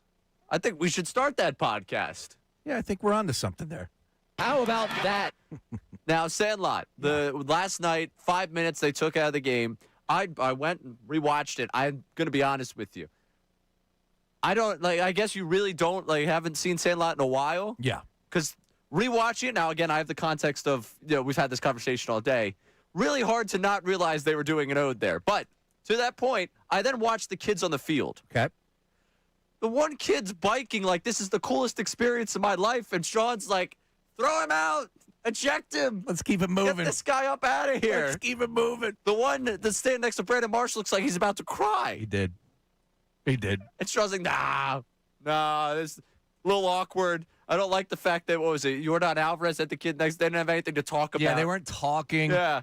He's just taking a selfie with him and having the greatest moment of his life. It's not really flowing. These two guys with a big age difference between them and seemingly only 5 seconds to get to know one another aren't exactly old pals chumming it up. Why is there only one player playing catch with the Freddie kid? Freeman was the only one courteous enough to the kids. All right, let's get some voice memos here on the Davis Honda text line. Davis Honda text line, of course, feel the Davis difference at Davis Honda in Burlington. What do we got, Sean Robin? Jim from Sourton calling into question Sean's patriotism and if he really is Mr. America. Oh, that's messed up. Jim from Souderton here. Yo, Sean, I love you, man, but are you a commie? I just watched that whole Ray Charles fireworks Sandlot thing again just now, and I got chills again today. My goodness. Hope you're not spying for some communist nation out there, buddy, because that was about as American as it gets, and it was just flat out awesome in so many ways. Well played, Jim. Yes. Ray Charles, the fireworks. Loved it. Loved in the pregame show with Patty and the flag that they had coming together in center field. It was magical. It was unbelievable. I don't know. How about you have all the All-Stars carry your flag out there and now we're all united as one all around. Or you pay tribute to the enduring joy of youth and kids playing baseball and one of the great cinematic pieces of our time. Where did they get those bikes from, Ray? Because they don't have those bikes anymore. I saw kids actually using their feet to push on the pedals. What? Those things still exist? Where'd they get these actors from, Ray? Oh, stop it. Indigo supplied the bikes. No, the funny thing is like when it first came on, and J.K. Rowling's, I want to say his name is, a great actor himself. I don't think J.K. Rowling's the one you're looking for there. I believe that's the person that wrote Harry Potter. Right? Field fact on that one. J.K. Rowling's the one that wrote Harry Potter. J.K. Simmons. Yeah. Oh, boy. What is going on back Connor there? Stallion, Connor Story. Yeah. J.K. Simmons, he narrated. He's a great... I'm an absolute dummy. Whiplash was a tremendous movie, Miles Teller. He narrated, and it was good. And then you get the kids. And it's like, all right, I see a girl in a Villanova shirt. I'm like, this is cool. Oh, no. They're biking up to the ballpark. I just thought the kids were going to weave off the exit, and then we're on to the field, and we get fireworks, we get Ray, we play ball. But no, these kids are on the field. All right, we got anyone agreeing with Sean? Because we've let Sean kind of walk himself into a corner here, and I do feel like we need to give him a puncher's chance to get out of there. Oh, it's the worst take I've ever had. Surprisingly, we do.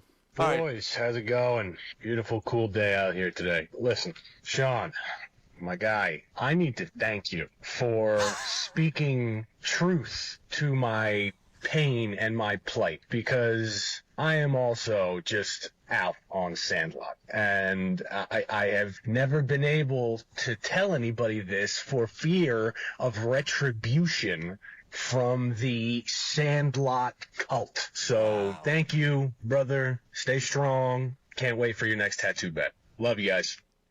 Wow. How much you pay him? How much you pay him? That's scripted. See, this is what I was going through. And I know Luke's on the line, and Luke's going to give it to me, too, because he was the first guy to say, Luke told me this is the worst take, and him and I have been doing stuff together for years that I've ever had. And I see on the timeline, everybody's going all crazy, berserk. People are literally dropping tears to what took place on Citizens Bank Park yesterday. And rightfully so. It was magical. All I Listen, said, if I had a few more drinks, I might have cried. all I said is, I'm not that emotional of a guy, though. I watched, I was like, oh, that's pretty cool.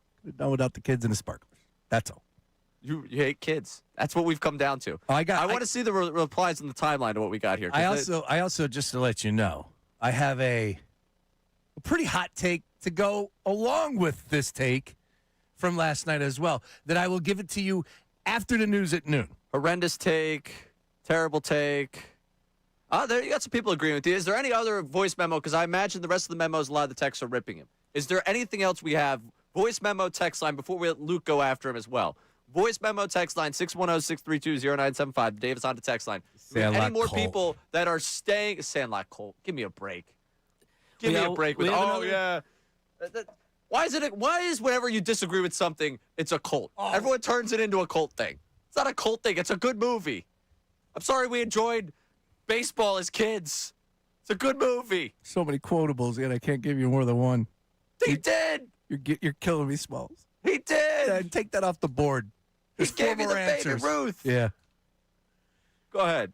This is Curtis from Lebanon calling. I wanted to say I kind of agree with Sean on this one. It was a little confusing, and if you never saw The Sandlot, you don't know what the hell is going on. Then you got old pictures of Ray Charles singing. It was a little confusing. Maybe it should have been explained beforehand. I didn't get it either, so I'm with Sean on this one. Wait.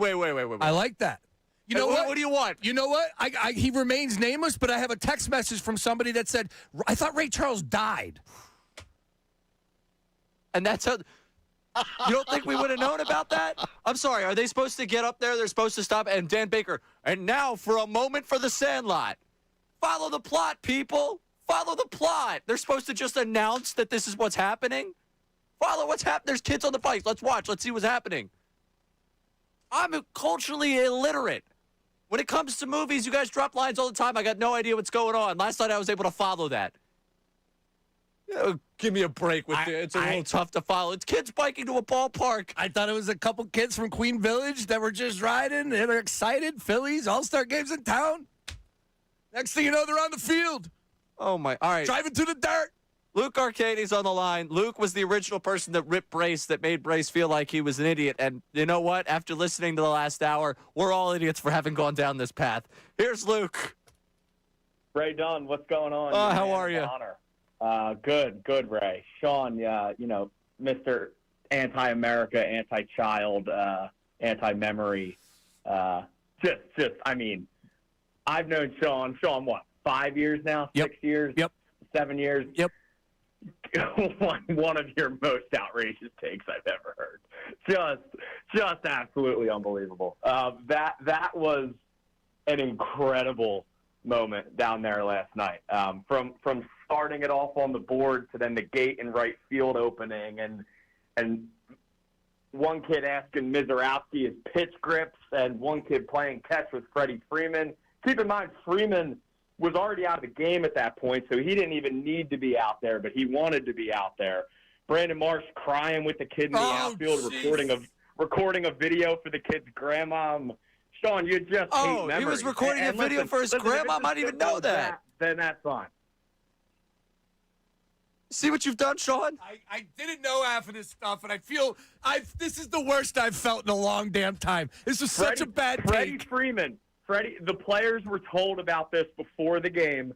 Freddie Freeman was already subbed out for Bryce Harper because if you realize Harper and Freeman, who both played first base last night, were on the field at the same time. Freddie wanted to go out, and they actually told Freddie to bring his glove out because he didn't need his glove because he was out of the game. But they told Freddie to bring his glove just in case the kid wanted to have a catch.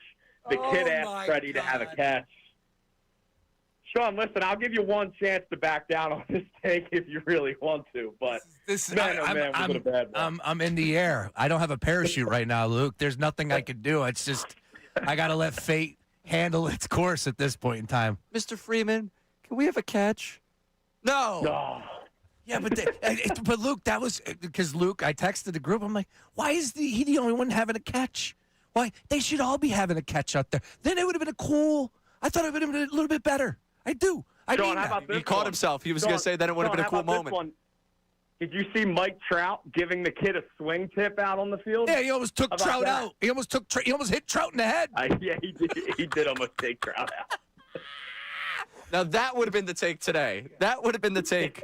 We've endangered one of the sport's best players by putting these kids out there on the field. So, of course, Luke was sitting front and center, media row, press row, whatever you want to call it, out there in left field for both the home run derby and the All-Star game. Luke, what a treat, man, and obviously much deserved, no doubt about that.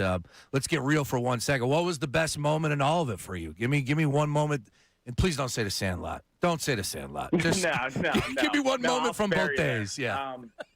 Honestly, I think the best moment really was the home run derby. Schwarber going or advancing to the final round was probably the loudest that place was all weekend. When Wilson Contreras popped that ball up in the semifinal, it sounded like the Phillies won the World Series. It was unbelievable. That was some of the loudest boos and cheers that I've heard in that stadium, and I've been to a lot of playoff games and a lot of big-time regular season games. And the crowd on Monday night was electric. Unfortunately, last night it just turned out to be a boring baseball game. But, all the ceremony stuff they did, the pregame announcement, them signing the lineup card with the big pen with the feather on it, Major League Baseball really did it up. This was one of the bigger wins for the city of Philadelphia in a really long time. It was just 5 days of always something going on. The red carpet show was awesome yesterday. Everything just worked really well. Give a lot of credit to everybody involved in the city of Philadelphia, the Phillies, their whole team. It's a lot of work for them down there, even guys, working in concessions and the grounds crew getting the field ready. It was a massive win for the city of Philadelphia over the last week. Yep. It absolutely was. Well said. And a win for the fans of Sandlot, who got to see a tremendous moving moment last night that maybe if you were just heartless, you hated. I hate you right now. One serious one before you get out of here, Luke. Christopher Sanchez. Concerns? Where are you at with that conversation? I'm not so much concerned because of the start he had on Saturday, but there is, let's just be real about it. He started his season really early. He threw a ton of pitches last year, career year, but here we are. And again, it's an all-star game. Who cares? But this seems to be a little bit of an issue that should be concerning folks, correct? Yeah, I don't think it's really concerning, to be honest. One thing about the All-Star game that I'll always keep in the back of my head is that these guys really just get thrown out of their routine. Whenever I feel like you talk to athletes, they always praise how important it is to have their routine. Christopher Sanchez walks out to the bullpen at nearly the same time every single start. Goes through the same process every time. All the festivities are great, but, when it comes down to the game, these guys' routines get a little wrench thrown into them. I'm not concerned. The velocity, from where it is was down. I don't take much into that. Once again, I think that falls back on the routine a little bit. But, yeah, he looked good Saturday. I'm not worried. I think, these guys just get caught up in the big madness of the weekend and, they're out late and all this stuff. I don't take much stock into the All-Star game. Can I say something to Trust Tree here? Two Sean's, myself, yeah. Luke. Yeah. Are we all just nobody wants to be the guy to say they're concerned because he's shown us so much, and we don't want to be the one that's sounding the alarm when we don't believe there should be an alarm there? Like, are all of us kind of at that point where it's like, yeah, no, because what did you say again? It's like it's noteworthy. Yeah, I got my eye on it. Got your eye on it. Okay, yeah, I'm right there with you. I'm concerned. I was concerned with the contract deal. Like, I was concerned. You didn't have to give him that contract. Yeah, he had the best contract in sports. He had a career year last year. He wasn't going to have a better season this year. Now he opens up. He could have a similar. He could be a sub-3 ERA guy again. I mean, he is right now. And then he had the scoreless streak. Yeah, I know what you're saying. I just mean all of us, I think, are sitting here like, we've noticed something, but we'll be fine with it. I don't know. Maybe that's just me. Maybe Luke? I'm the one that doesn't want to jump over the fence. He's saying that to you, Luke. Well, the way he's saying it is the way I'm saying it. I don't feel concerned as of now. Yeah.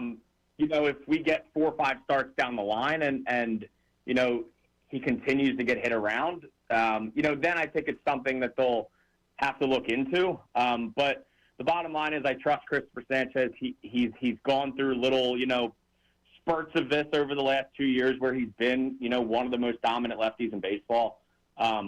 I trust him. I trust the Phillies to get him right if they feel that's where they need to be. But I'm not necessarily concerned because of what went down last night. Fair enough. Copy that. We appreciate you checking in, Luke. I appreciate you also putting Sean Brace in his place last night about this and leading to what has turned into 2 fantastic hours to open up the program today. We'll catch up with you again soon. Thanks again, Luke. Yes, sir. Thanks, guys. Yeah, he Luke Arcani crossed abroad. As he's texting me how bad my take was yesterday, then he walks down because they're doing press. Yep. During the game.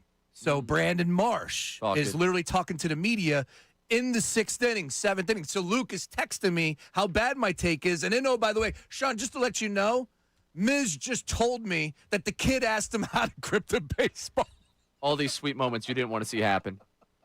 It was funny yesterday. So where I was sitting at Stateside Live, I was at the bar closest to Citizens Bank Park. Like I was in, I forget which hall it is, but I was not 1100 Soser, but across the way. I think it's NBC Sports Bar beer now. hall, Yeah. So I could see every time there was a police escort of a bus leaving the ballpark. And it was like, all right, who just came out of the game?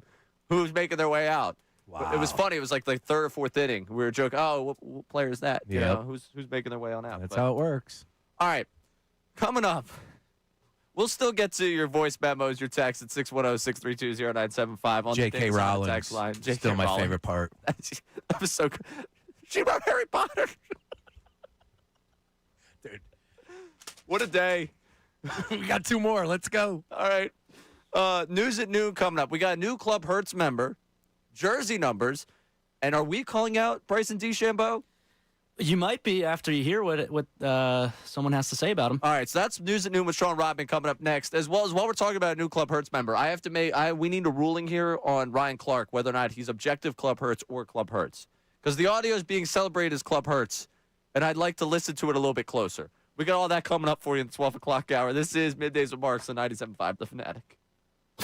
Now on 97.5 The Fanatic Sports Update. LeBron Watch continues. I'm Sean Rodman, and this update's brought to you by Rosenblum Associates Injury Law. If you've ever been injured, don't settle for less because winning means everything. Call Rosenblum and Associates today for a free consultation. According to ESPN's Dave McMiniman, Embiid and Jaylen Brown and Tyrese Maxey have all been in contact with LeBron James. Nothing new on LeBron James, though. The Sixers are still one of the 3 favorites to land him, and Philly Voice's Adam Aronson joined us earlier on how LeBron could take his time to announce his new team. He can hold this up for as long as he wants. I don't think that this is going to run into, August or anything. But the difference between doing it this week versus next week versus the week after, there's probably not really any functional difference for LeBron. We'll keep you updated how long it takes for LeBron to announce his new team. And the AL has now won 12 out of the last 13 All-Star games. The Phillies All-Stars did not have their best nights, but the bright spots were Jesus Luzardo and Johan Duran. They combined for 1 2/3 scoreless innings. Phils are off today and back in action tomorrow night against the Mets at home. The Phils are yet to announce the starter for tomorrow night. Summer Sixers are back in action today at 4 p.m. against the Magic, and the Birds are just 2 weeks away from training camp. This update's also brought to you by the Macon Group. Visit MaconGroup.com. The Macon Group supports contractors with one of the largest PVF inventories. From pipe, valve, and fittings to trusted brands, count on the Macon Group to help you stay on schedule. Visit MaconGroup.com today. I'm Sean Rodman on The Fanatic.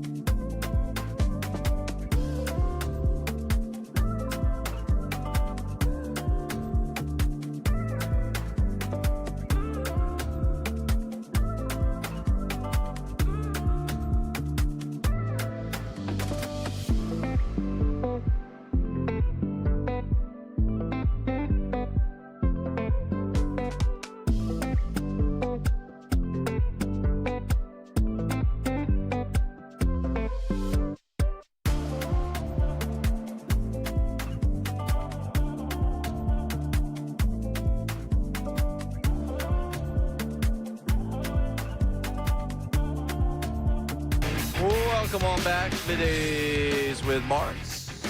97.5 The Fanatic. Alongside Sean Brace, I'm Ray Dunn. Sean Rodman produced the program. Johnny Marks in. Getting ready for Unfiltered. And he heard your take on Sandlot. He brought in the toilet paper for all the crap. How about that? Nice work by John there. Yeah, the boys will be on. Well, Billy's always on. Unfiltered. Yeah, that's NBC. true. But John's going to be riding with him in for Ricky Boat today. Right. Ricky taking the All-Star break. National TV game tomorrow. Wait. Time out. I'm new here to a point, so I probably shouldn't say this, but Go ahead. I'm an honest guy. Ricky took the day off at the day after the All-Star game. Yeah, man, that's you gonna have to take that one up with him. Ricky Bow. Now he is a hard worker. That absolutely. He does television. I was just yelling about how Kyle Schwarber needs a day off. I think he needs Thursday off. But the day after the All-Star game in Philadelphia and Ricky's not on? Again, I'm going to sit over here. Hey, you mind clipping this one, send it to Ricky? All right, is that a bridge too far? You pissed me off. Yeah, you're probably right. Listen, man. See, that's the issue with Ricky. Ricky comes off like he's a normal, down-to-earth dude, cool dude. Like You suck. He's so, like, cool. Like, he's asked me, hey, man, you want to catch a beer? Let's go. But he's still an athlete. And athletes are wired different. They sometimes don't have that He's funny. a reliever, dude. You could say it. Relievers across all sports might, like, wide receivers. Yeah.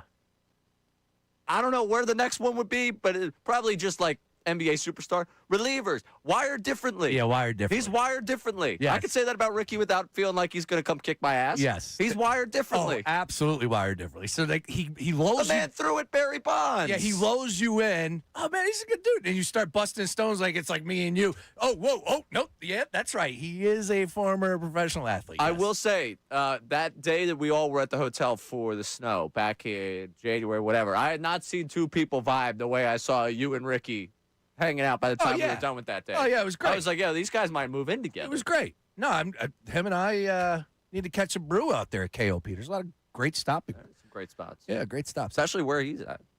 Oh yeah. I'm not giving away any information here, but he's near some really good spots. Correct, right there. You're right. I don't want people out there camping out. I for Ricky kid. Bo. He He deserves. sense enough baseball cards here. I don't need people camping out. I hear Ricky lives around here. That's funny. No, the thing is, it's like baseball's crazy. I just want to say this. 20 seconds on this. 162. These guys get 3 days off for the All-Star break. Dude, it stopped on Sunday. They're back playing on Thursday. What are we doing? I was making the case last night. Monday day off, Tuesday home run derby, Wednesday All-Star game, Thursday off. They got to get the week. I mean, like NBA. Here, another guy that wants us Thanksgiving baseball. NBA. No, they need to cut it down to 142. Well, all right. Look at that. So now you're going to lose in 20 gates. You're losing 10 and 10. 10 home, 10 away. Yeah. Okay, so be it. You're down to 142. Extend this so we stop playing games in March and stop playing games in October for the last week or the first week of October for regular season. But this needs to extend. It's unacceptable, man. Schwarber, literally, just think about it. He's paid well. I get it. But he went from the game on Sunday into Monday for the home run derby, did all press throughout the course of the day. Yesterday, red carpet. It's in his home city. The dude hasn't had a minute to himself. I said yesterday, it feels like Bryce and Schwarber, outside watching the home run derby, they had microphones super glued to their hand for the last 48 hours. And, oh, by the way, Bryce actually plays the position where Schwarber is a DH. Yeah. So, I need to be making the case for Bryce more than anything. Just give these guys a couple extra days off. Maybe they'll get the day Thursday. Talking about Monday, Tuesday, Wednesday, back to work on Thursday. It's the All-Star. That's not a break. I don't know about you, man. That's not a vacation. I'm here working every single day, and if I can do it for what I make, those guys can do it for what they make. Like we talked about yesterday. That's not a vacation. That's a trip. This isn't a break. No, this is not a break. No, it's funny. All-Star break does not describe what it is for baseball players because Sunday you leave. If you're an All-Star, you leave the town you were playing in. You go to the All-Star game. If you're lucky, you're back Tuesday night. You got Wednesday, and then probably Thursday you have to go to wherever you're playing next. Yeah. If you're going home. So you get, 24 hours to travel? Yeah. Brutal. Crazy. Brutal. All right. From that to something we call the news at noon. Give me the news at noon.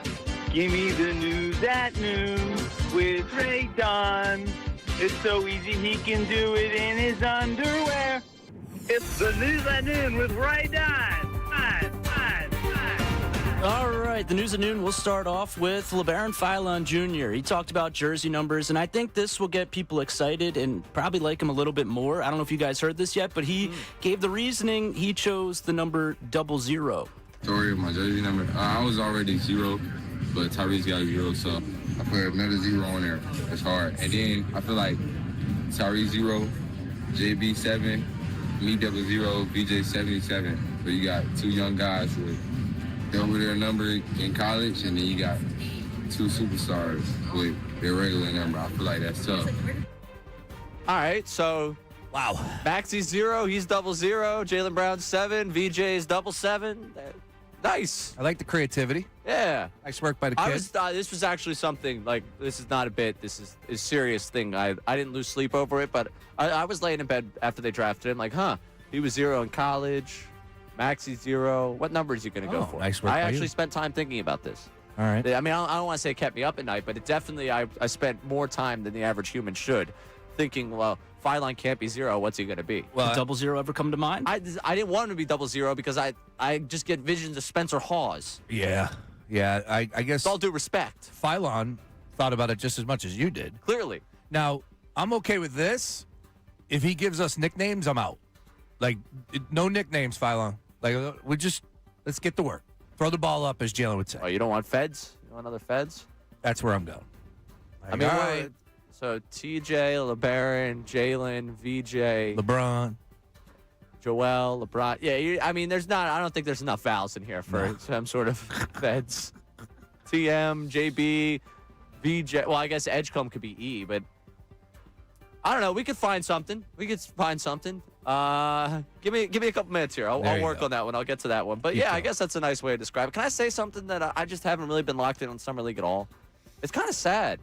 Maybe it's the contending team. Maybe I'm more excited about the LeBron sweepstakes. I don't know what it is. Usually I find myself like, all right, Summer League game on. No, there's a lot going on. This is a crazy summer for us with World Cup and, of course, All-Star Game festivities and the LeBron sweepstakes. So, yeah, it's kind of taking a little bit of a back seat.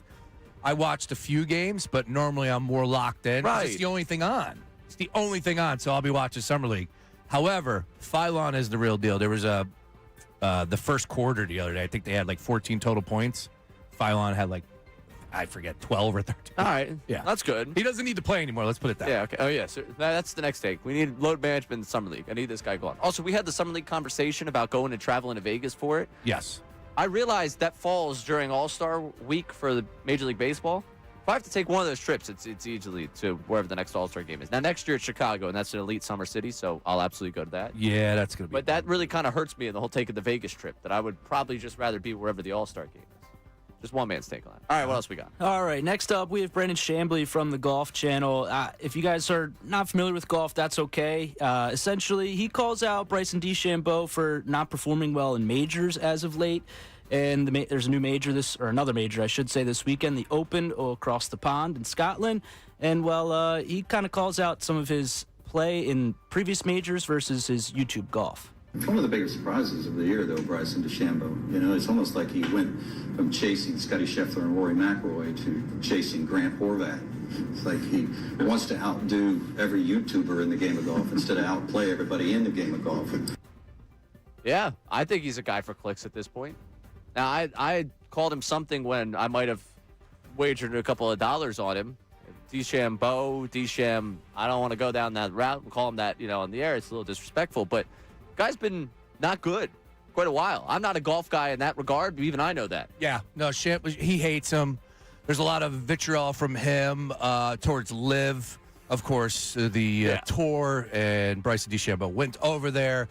But the reality is, Bryson DeChambeau is a very polarizing figure, controversial to a point. I loved Bryson when he came up. He was the mad scientist, but there were a lot of people that hated him. Then he goes to Live, and it was like, all right, now it's more political, yeah. But still, I dig the dude's game of golf. Like, I want to see him competing out there. He's better than what he's been showing. And I think that's what Chambly's overall point is, but he's obviously going to stir it up with all the other nonsense because he is now that guy. He trolls the Live perspective. I mean, for the U.S. Open, I had a Bryson DeChambeau to miss the cut bet, and that hit. So thinking about doing it again for the Open. We'll see. Look, he's got a successful YouTube channel. There's YouTube golfers. It's a very appealing deal for a lot of people out there. It's just a shame because this dude is literally one of the best players on tour when he's at his best, and he has not been that dude in a little bit. That's all. Didn't he say at one point that he broke Augusta? Was that him that said that he had figured out the course, that he had mastered it? Was Augusta? It was one of them. It was after a major. He did one of those I thought it was Augusta because him missing the cut at the Masters is just great irony to that. He's also never won at the Yeah, at he's Augusta, also never won. So I'm not sure if it was Augusta or where it was. I'll find the quote. What else we got? All right, lastly, we have a new Club Hertz member. And, well, I guess I can't allow people in. Sean, you're going to have to determine. But Rich Paul's co-host, Max Kellerman, recently talked about Jalen Hurts and the Super Bowl season that the Eagles had. And does he make the Club Hertz criteria?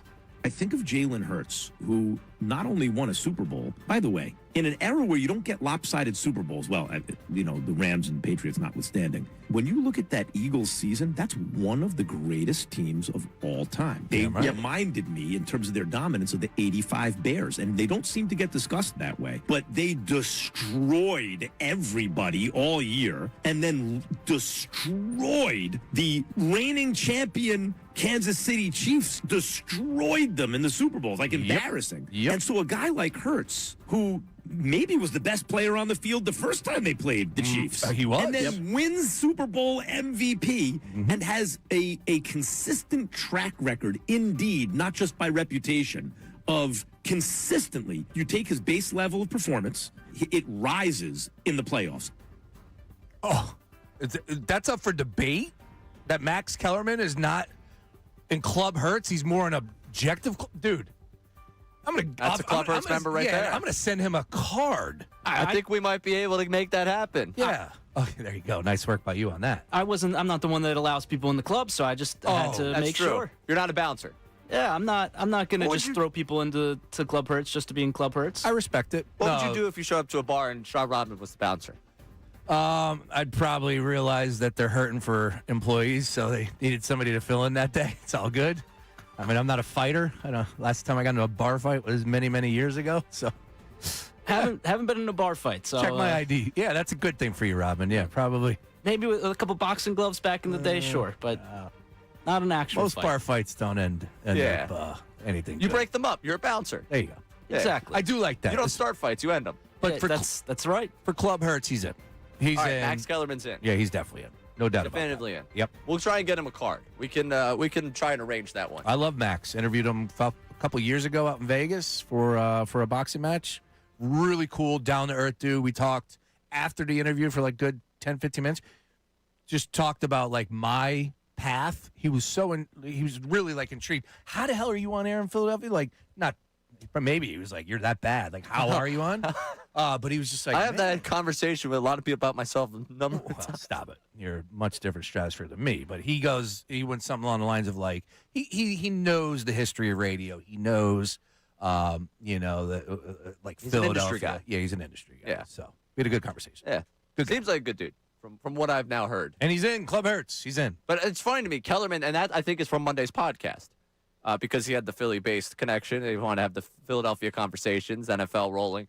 Like Monday morning of the week that we think LeBron's making his decision, Rich Paul's like, I'm not showing up for the podcast. On vacation. That was reported by Yahoo.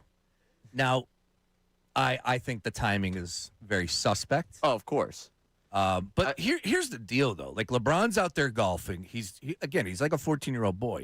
He has to be on social media. It's pretty crazy. But their whole golf outing with Kevin Hart and Draymond Green and some random white dude, maybe knows the course. I don't know.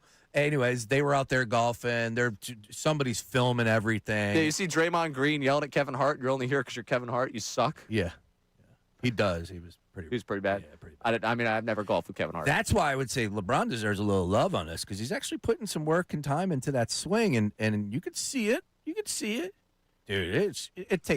Just know this about golf: you're going to suck for the first 2 years. Like the first 2 years, it is going to be brutal, but you got to continue to do it. We had this conversation about my trip to Jamaica, right? Monday morning. Okay. We went and golfed, so we got there. Friday? Sure. Yeah, Friday. It was Saturday, Sunday. Out all night Sunday night. We had a 9:00 tee time at a course 40 minutes from the resort. Hopefully, we had to transfusions on the bus. Dude, we all wanted to die on the bus. Yeah, I bet that. I got like 3 hours of sleep. It's 100 degrees in a barely air-conditioned shuttle taking us on a bumpy road down to this golf course. I'm dying in the back of that. The front nine, I hadn't golfed all summer, and I'm in that much pain. Oh, it was terrible. At that point, I was ready to take the clubs, and I rented them. I was ready to just throw them into the water near. It's a beautiful course. Yeah. I'm like, I'm not even appreciating this right now. I'm sure. It's a disaster. Absolutely. Now, the back 7, because I didn't play all 18. I was done. After 16, I was like, I'm hitting it well. I want to remember this for these last couple of holes. All right. Now I remembered why you go out to the course. And then I got the receipt at the end of what we paid for everything, and I was like, never mind. I'm good. Yeah, golf is really expensive these days. This is just like everything. But, yeah, golf is tough. For the people that be able to pick up clubs and you're a natural, I salute you. That is not how it works for 90% of us out there. And, look, I've been playing 20-plus years, and I still stink. I shot a 94 the other day. But I played great on the back, shot a 43 in the back. So, law of averages. You could always find, some sunlight anywhere you look. Yeah, I always try and find the one hole where I was like, you know what? Oh, yeah. I think I parred one, and I was I'm good. I'm good. I figured it out. I broke the course. If I didn't pull it and hit that ball into the backyard, then I would have been 3 strokes there. Oh, dude, I launched one into a pool that was under construction next to the course. Absolutely nailed it. If that was the hole, that was a hole in one for me. Listen, I had more slices than a pizza, man. Everything I was hitting was going to the right. It was great. All right. While we're talking about Club Hertz members, I see we got Mad Mike on the line, so we're going to get to him in a second. But I want to ask a question here of Ryan Clark, because this is being celebrated right now as Club Hertz conversation. And I'm curious at whether or not it falls under the Club Hertz umbrella or the Objective Club Hertz umbrella. So Ryan Clark on First Take this week. It was going off on the rankings, 17th. Jalen Hurts, you heard about it. We had Jeremy Fowler on earlier in the week to talk about it. On the text line, 610-632-0975, voice memo, or just a regular text, the Davis Honda text line. I want to get your take on this. Club Hertz or Objective Club Hertz for Ryan Clark? Jalen Hurts has to go out and prove that he can still be aggressive, not only running the football, but pushing the football down the field. He has to figure out how to get Dontavian Wicks involved. Can Devontae Smith be a true number one without being a 1B along with A.J. Brown? And I believe Jalen Hurts can do all of those things. When it comes to the rankings, especially when you get from Caleb Williams, who is at 10, to Jalen Hurts, who is at 17, now we're just splitting hairs and we're critiquing. It's about what have you done for me lately? And if we're talking about the quarterback that we watched play last year, Jalen Hurts has to be better. Yeah. If we're talking about the quarterback that we watched play last year, Jalen Hurts hurt the Philadelphia Eagles at times.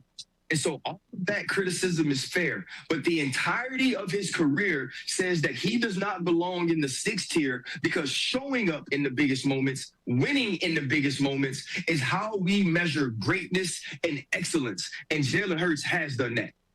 Did he say 6th tier? 6th tier, yes. Get me Jeremy Fowler back on the phone so I could yell at him.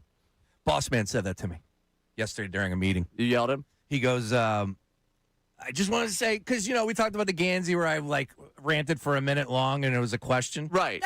So this is going to be something we talk about tomorrow with John. From the stylistically. From a show perspective. Your interviewing style. And it's not even style. It's just where I'm at mentally in that moment where it's like, all right, how am I going to have Fowler on and just ask a question? I can't. I have to react to his list because it's BS. I got to let him know how I feel. Is it not the time and place? List, by the way. Not his list. Yeah, whatever. It's his list. He put his name on. It's his list. It's the list he compiled. Yeah, whatever. And I got to let him know at that point in time. Same thing with Gansey. Mike Gansey hops on the show.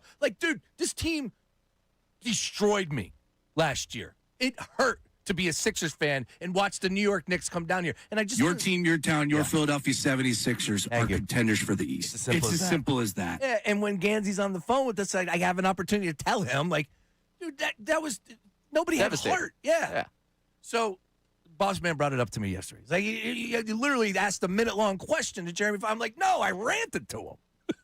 And Jeremy was like, I guess that's the way it is. Yeah, he didn't have much. Sometimes that's the way the cookie crumbles, Sean. I guess at the end of the day, you're bringing on a guest. You ask the questions, keep it moving. You can react later. That's no doubt. I understand it. But, sometimes I feel like I got to get some off my chest. I think you've gotten off your chest. All but right. I'm curious, listening to that, Ryan Clark in the club, out of the club? No, he's over there with John. That's objective.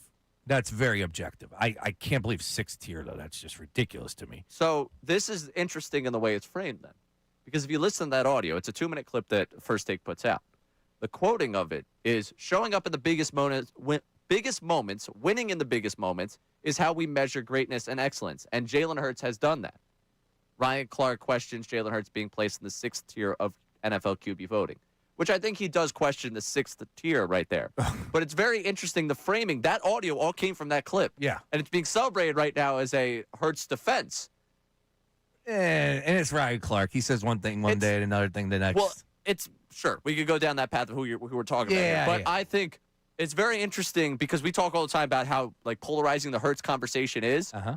That one of the biggest shows in all the nation is like, you know what? This clip that might have some criticism of Hurts, we're going to ignore the criticism of Hurts in it. We're just going to make it look like he's praising him the entire 2 minutes of this clip because people are going to react on social media because they don't actually watch the clip. Yeah. But I'm curious. Text line 610-632-0975. Sean Bray says he's not a member of Club Hurts. Yeah, Max Kellerman absolutely in.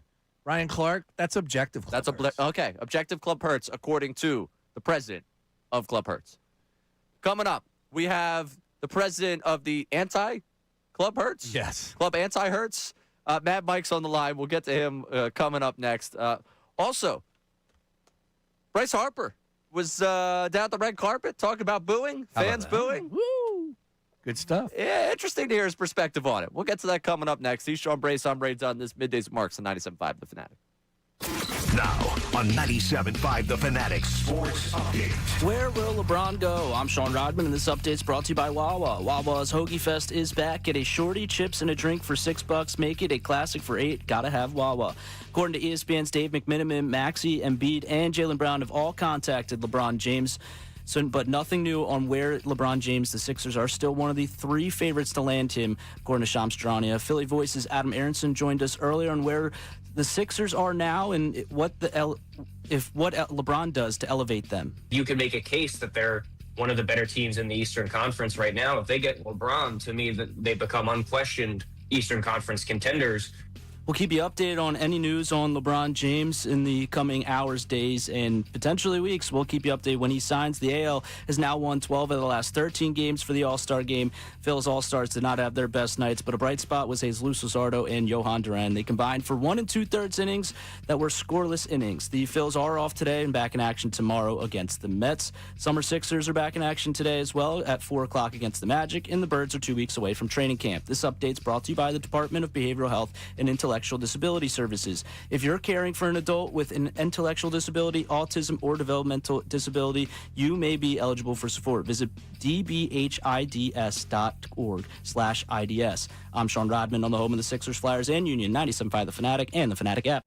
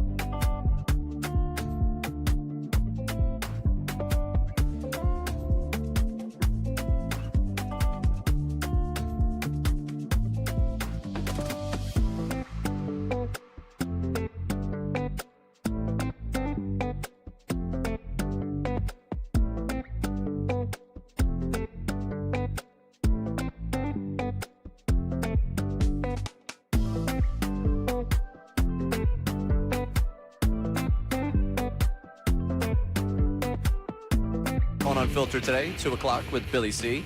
I'm noticing something. Okay. Sean Brace, I'm Ray Dunn hanging out with you. I don't know, maybe he's not in yet. Maybe he had something earlier today. Bill, every day, 11:30, whether you ask him or not, stops in both studios, says hello. Has he said hello to you? Has he not. No, No, hasn't said hi to either one of us. I don't know. Maybe he's not here yet. Maybe he's got, maybe he was busy today. Maybe we're just missing him. But I'm a little offended. No, I get it. John Marks, the front man. He's the lead here. He's what you come for. But I thought it'd be at least nice to still say hi. Bill just totally dissing us. He's got his cool co-host today. He doesn't need any of us else at the station. The show's made for him. Yeah, that's what it is. I want to give a shout out to Ray Dunn. I woke up to a text message this morning. I mean, my goodness, you were after it. You had the show ready to go. I'm like, damn, dude. All right. I rolled over and I was like, I need to plan this because I need about half an hour more of sleep. Well, you did that. On the couch that I've been sleeping on because I still don't have sheets at the new place. I sleep on the couch. I'm still sleeping on the couch this week. Oh, jeez. Yeah, I passed. Did it not get better even though you stayed home last night? It got even worse, Ray. Oh, what'd you do? I didn't do anything. Okay. More arguing. More arguing. What happened? It's just. So what happened yesterday was trying to make peace, and I felt like it was moving in the right direction. We're saying hi to each other. Peace talks were happening. Yeah, peace talks. Negotiating a treaty. The strait was open. Yeah. Stay on target. Stay on target. Stay on target. Stay on target. With that, so there was a scooter. So my daughter got a pink scooter. There's an old school scooter that we got from a hand-me-down. Right. And it's in the garage.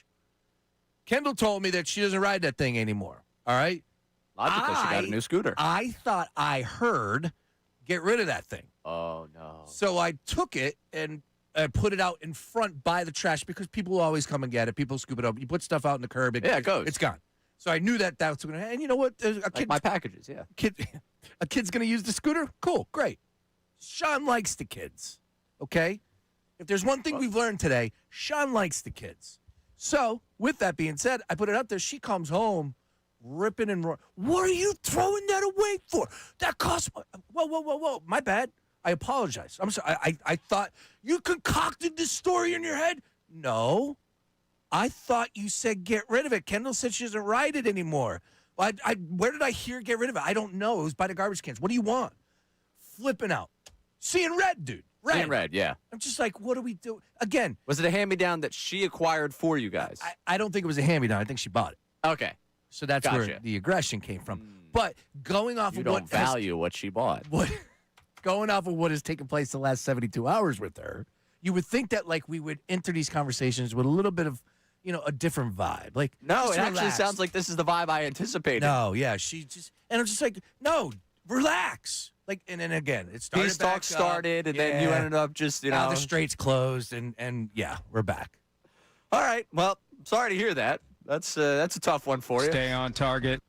Really thought that you were going to make it work with the I'm not going down to the All-Star game and getting hammered tonight, honey, conversation. And then I'm going out today for England and Argentina. Give me the theme song, Ray. I need it. We're doing it, baby. Argentina and England. Gonna go party with them blokes. Good God. I think might be going to Urban Saloon. Oh. I have to spend at least an hour in my new place trying to put my new place together. Trying to go to watch this game with those England fans. They're crazy. But so are Argentina fans. It's going to be a great game. Upset City. Now, Spain is really good. Right. So, but according to the odds, upset. Yeah, France. It wasn't upset. I had France winning. Yeah, I had France winning. We're all cold at this point. We don't know what's happening in soccer anymore. England. All right, I'll go Argentina. A guy that loves soccer. He tells us about it all the time. Mad Mike on the line. Mad Mike, how are you? Soccer sucks, and of course your wife's mad at a guy that started the Hertz fan club. She's got good taste, probably. Off and running today. Didn't even have Hertz up on the board as something he wanted to talk about. I hate you, Mad Mike. What's on your mind, Mad Mike? Well, first of all, I just got to say this. I don't want LeBron James in the city, and I don't want Embiid to coattail ride his way to a title. I don't want any of it. I want LeBron to retire. Just go away. It's been enough. Go away. and I want Embiid to just go away too. Then the Sixers can win all the titles they want. So you're telling me that if LeBron and Embiid won a title, you would be upset because LeBron and Embiid won a title? Exactly. Gotcha. I can't stand LeBron. I mean, I'm shocked. If you want him to, You struck me as the type he's of guy that would love LeBron. he's a loser. And then Embiid's an even bigger loser. At least LeBron could play. Like, Embiid's played less than half the games in his pro career. And I'll be damned if I see him raise an NBA title like he did something. Mad Mike, you know what bothers me the most about Mad Mike is that, like, if there's somebody new that's like, you know what, John Marks is on 97.5 The Fanatic, Ray Dunn here's pretty good, Brace, oh, you know, let me tune in for the first time. And then they hear him. And we don't go at him after every single time he says something so stupid like he does It's every not stupid. single It's smart. It's the smartest thing you've ever heard. All right. It's like, Mad Mike, because it's true. Joel Embiid played 12 years for us. He has literally... Yeah, and he played about 5 years worth of games. Congratulations. All right, wait. I saw you had something on the Phillies. I'd love to hear who's the loser on the Phillies. All of them. You know, they're a subpar group of losers. They're in the Hunter Pence era of this Phillies organization, where it's already over, and they think they still have a chance to win a title, but it's over. No, you know what I noticed? over. You know what I noticed last night, Mad Mike? Are we getting rid of him? That they stink. Get rid of him. Get rid of him. See ya. Talk to you soon. And we like Mad Mike, but, you know. But with that being said, you know what I noticed yesterday? Whether you like it or not, the reality is this. We're now the trendy pick. We always become the trendy pick. Mm-hmm. It always happens. We get to October, and it's, you go through, like, the insiders on the ESPN, or you do the MLB Network panel, and all of a sudden it's like, you know, that Phillies team, when you look at the superstars they got, the pitching they've always got a chance. But you're saying October. This is happening right now in July. Well, they've been hot. We are now the trendy pick. I saw a couple people yesterday with the All-Star break, second half predictions. The Phillies are going to the World Series. Phillies are going to beat the Dodgers in the playoffs. Phillies are doing this. Phillies are doing that. We are now the trendy pick. Yeah. There's value there from a sports betting perspective. I'm not telling you that I think it's the same thing with the football that I talk about with the Sixers. But there is something of a repetition that we've gone through in terms of the news cycle with this Phillies team. And it happens. We're going to get through the hype train again. Now, this year was the extreme example where they started 9-19. They fired the manager, and for a week there it was, well, is this team actually good? And then we figured out, yeah, they're still a good club. Shout out Don Mattingly. We have a good club. Yeah, shout out Don Mattingly. I think we have a good club. Did Don Mattingly have anything written down on his? I thought about it, bringing it up, but yeah, I don't think he did. Okay, stand up for everyone. I'm sure. Is that what he tried to do? I guess. All right, great. I don't know. But you never know. Right. Could have got the card and didn't know. You don't want him out there not holding something up. Who knows? Was he asked about it?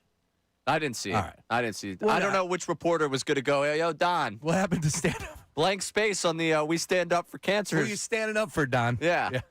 Also, very weird question to drop on someone. Like, do you think about all the heart-wrenching stories that come from that? Like, the reason people are holding, like, the We Stand Up for? You see the people crying? Yeah. Well, for the antler rain, I want to say it was from the one woman. And, man, that teared me up. I'm choking up now. Yeah, it's a really heart-wrenching thing to think about. So no one's going to go Don Mattingly, yo, why don't you have anyone down? Because then you're either opening it up for him to stick foot in mouth or for him to tell you, well, actually, I have this really terrible story that broke me. Hopefully the Phillies are going to put something out there. Like, hey, this is what happened. Don grabbed the wrong card. I don't think you put anything out there. I think you say, let's move on. Let Twitter, let at BoomFan426.9 go viral for having the blank Don Mattingly thing. You say, all right, moving on. Hey, did you hear that idiot on the Fanatic doesn't like Sandlot and kids? Yeah, that's exactly what you bring up. Oh, yeah. Coming up at 1 o'clock, it's a Worst Take Wednesday because somehow Sean Brace is trying to top his terrible take from earlier about the Sandlot, and he will. Told you, I got 2 today. Yeah. It's a disaster. That's at 1 o'clock. Coming up, I see Ish is on the line. I guess we'll humor Ish, as well as talking about this Harper thing, because he talked about being booed. Is he still in his feels a little bit? I thought it was hysterical. All right, we'll get to it coming up next. He's Sean Brace. I'm Ray Dunn. This Middays Marks. Got something to say about Philly sports?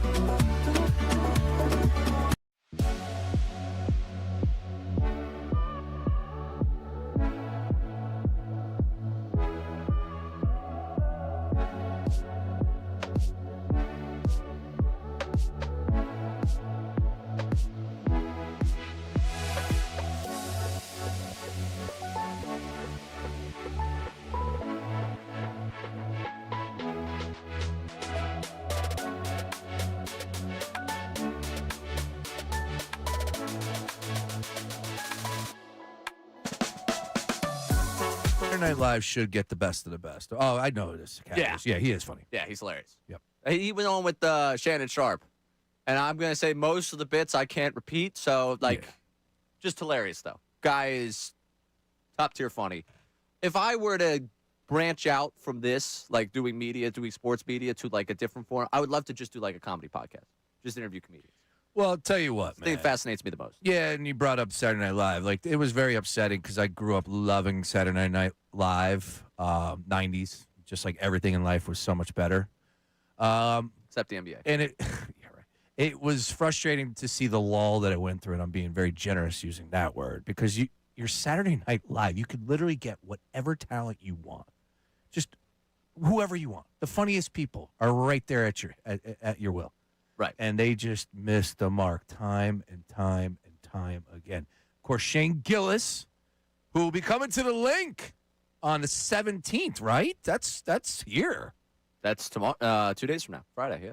The Link. Yeah, Lincoln Financial Field. Yeah. I did reach out to a good friend of the program, Tommy Pope, because I was wondering if Tommy will be on the stage. Tommy said, I am not. Oh. He said, however, that there will be some greats. All the greats will be there. And I was like, Tommy, you're great. I love Tommy. Tommy's hysterical. He's doing big things at Joe Rogan's comedy club down in Austin. Yeah. Heard great things about that club. Yeah, literally, that's where all the funny people are now, is in Austin, Texas. But Shane Gillis at the Link, man, that's going to be incredible. Big Shane fan and obviously diehard Philadelphia sports fan. So what got us down this tangent was the best day of my life. That has nothing to do with the ESPYs. I'm sorry. I know that you were excited for the ESPYs tonight. I know we were going to have a watch party together at Urban Saloon after you finished the game because you didn't want to go home. That's correct. But I can't wait to see who wins the biggest stadium this year. Yeah. I mean, that's the one. That's the award that moves me. Most people in attendance. Where do you think? The Rose Bowl? I think it's going to be the Rose Bowl. I don't know. It's a good guess there. Actually, Jeffrey Lurie won an award, so that's actually pretty cool. Yeah. Good for Jeffrey There you Lurie. go. But anyways, they're talking about bringing passenger rail back to my hometown area. No. Reading, Pottstown, and Phoenixville, connecting it to Philadelphia. Really? Oh, it's the best day of my life. I've been dying to. There's used to be train tracks in Oaks. You could get my hometown. You can't get to my hometown. I got to drive 422 every time I want to go home. Makes me not want to go home. Yeah, 422 is tough. Sucks. Can you imagine having to drive that daily? Yeah, Amtrak, Schuylkill River Passenger Rail Authority. John drives it every day. I know. Yeah, brutal. I can't. Well, that's why he's a great radio host. Comes in after that. Best day of my life, Sean Brace. Nice. Well, Best day of my life. That's great to see. I'm and excited. Why? Can I ask you that? Like, why is it happening now? I don't know. It should have happened a long time ago. Everything is connected as far as railroads are concerned. You want to get deep into this conversation? That's how I feel, right? Like, I thought you should be able to take a train anywhere in this country. I would love that. I can't take a train home. I have to go either Norristown or Paoli. It's like a 30-minute drive. I took a train to Atlantic City once. Did you? Took a train to Raleigh, North Carolina. Never doing that again. My buddy does that. Coming back home from Durham. Dude. Yeah. No. There was like 40 stops. It took forever. No. Yeah. I did the down to Richmond and D.C. when I missed the team flight because I was working. It's not that I missed the team. I wasn't like how many? Like, was it constantly stopped? Constantly Yeah, stopped. that's Horrible. the issue. Yeah. You know, I nearly missed the entire night out. It was brutal. All right. Sean Robin, I want to get to this Harper thing because Harper yesterday is down at the red carpet on MLB Network, and they're asking about Ben Rice being booed because I know everyone was just so offended that Ben Rice got booed. Ben Rice was the guy that everybody stood up for. I felt bad for Ben Rice in that regard, that during the opening round of the Home Run Derby, most of the crowd, if you were going to go get a beverage or go to the bathroom, people stood up when he was announced as the next guy. I felt bad for him, but he's a Yankee. He's fine. Here's Harper talking about Rice getting booed. Did you feel bad for Ben Rice when he was getting booed by your Philly fans? Or Wilson Contreras? No, because my fans boo me too, so what are you going to do? Hey, you don't like it, play better, man. You know what? No, they're the best. I'm so happy I came here. I'm so happy I was able to be a player here and still be a player here, obviously, because they hold you accountable, and it keeps my career accountable as well, and it makes you want to be the best, so I love it. There you go. All good jokes contain truth. Yeah, it's what we're known for. So I'm with you. Booing who?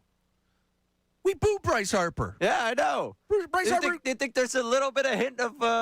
But it's Philadelphia. That's like, no. I know what you're doing to me. No, there's nothing negative of what he said right there. Everything was positive, and it's the right mindset. If you want to be successful in this city, you better act like Bryce Harper there. Exactly what just came out of his mouth. You could have some fun with it. Yeah, I'm glad he had fun with it. Hey, better play better. They won't boo you. Right. No one's booing him right now. Why? Damn right, because he's been elite. good. He's elite. Right, he's elite. I guess we only find out if he becomes elite or he continues to be good. I'll go with elite. I'll give him elite. I mean, I'm not signing with Dombrowski in this whole thing. I'm not Club Dombrowski. I'm Club Harper in this one. Damn right. No, it's great. And I thought it was hysterical. Oh, by the way, he's wearing Meta glasses in that interview. So I assume that we will have a Bryce Harper red carpet from his vision coming as via TikTok and Instagram. Yeah. Yay. I was just dying to know what all those people looked like from Harper's perspective. The Meta glasses, what do they work for? Who do they work for? Well, my point is, like, all right, if you're a chef, I think those are cool. Like, I'll watch videos when guys are cooking up in the kitchen, especially like when it's a packed kitchen at like some restaurant and they're wearing the Meta glasses. I think that's pretty cool. What else? What else out there do you want to see somebody's first person?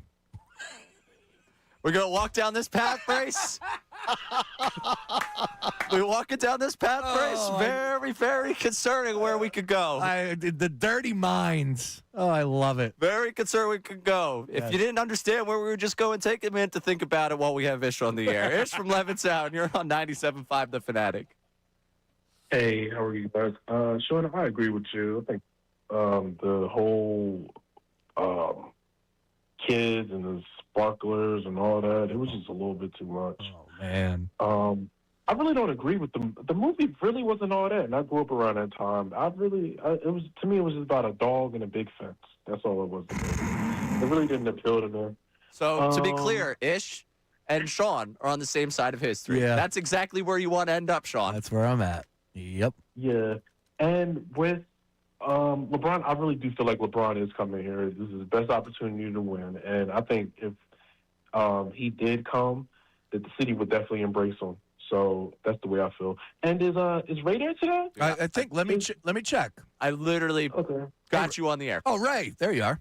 Yeah, I'm here. Oh, Ray, hey, Ray, were you in the outfield last night with your little American shirt and your sparklers running around the field playing with your favorite ball player? Did he give you batting lessons, Ray? Did you get a little lemon popsicle after? Did you, Ray? Did you have your little shoes on and everything, Ray? I'll give you credit. This one, pretty good. You saw the opportunity of what happened last night. You listened to the conversation earlier, and you jumped in with that one. I'll say Ish usually is like 1 for 20. But when he hits, he hits. This was probably a single, but this was still a hit. I give him credit for that one. That was not bad by Ish. Oh, I love it. Mad Mike getting a lot of support on the timeline, and I'm sure Ish is right there with him. Oh, yeah. People love that bit that Ish does. It's their favorite part of the show. Hey, look. He said LeBron's coming to Philly. I don't know if you actually heard me. I thought my mic was off. I said, oh, crap, because now I realize he's not coming to Philly. Yeah, that's if it. Ish believes it. All I know is this. Phone lines are open. We take everybody's call. Yeah. 610-622-0975. Put it in your phone. Send us a text message. Send us a voice memo. But call. You got an issue with Mad Mike? Call. You don't want to hear Ish? Call. Become a part of the show. Oh, now we're doing caller-on-caller crime. Well, you know. You mentioned, or he mentioned him, LeBron. Coming back, I want to reset where we were talking about LeBron earlier today. Yeah. Something Iman Shumpert said. Shumpert knows ball. I'm becoming a Shumpert guy. Have you moved your percentage? No, I'm still 40. Yeah, we're 40 together. 40. Yeah, okay. 40-40 club. Yeah, we're the 40-40 club. Yeah. So coming up, Iman Shumpert, talking LeBron. We'll play that for you. And then we're going to unveil, I would say, around 1:10, Sean Brace's second terrible take of the day. It's our Worst Take Wednesday. You'll be able to get it on it at 610-632-0975. Is this one worse than the Sandlot take? Yes. Really? Yes. Really? Wow. Yes. Oh, boy. Horrible. Dutzy, get ready to put another video out. I want to throw up. This one actually might go, like, internationally viral. Horrid. Yeah, it hit me pretty big last night. Yeah. He's Sean Brace. I'm Ray Dunn. This Middays Marks. Now on 97.5 The Fanatic Sports Update. LeBron watch continues. I'm Sean Rodman, and according to ESPN's Dave McMenamin, Maxey, Embiid, and Jaylen Brown have all made contact with LeBron James. Nothing new on LeBron James and the Sixers, though. They are still one of the top 3 favorites to land the king. Philly Voice's Adam Harrison joined us earlier on how long LeBron could take to announce his new team. He can hold this up for as long as he wants. I don't think that this is going to run into, August or anything. But the difference between doing it this week versus next week versus the week after, there's probably not really any functional difference for LeBron. We'll keep you updated on any news regarding LeBron James. The AL has now won 12 of the last 13 All-Star games. The Phillies All-Stars did not have their best nights at the plate, but the bright spots were Jesus Luzardo and Johan Duran. They combined for 1 2/3 scoreless innings. The Phillies are off today, but back in action tomorrow night against the Mets.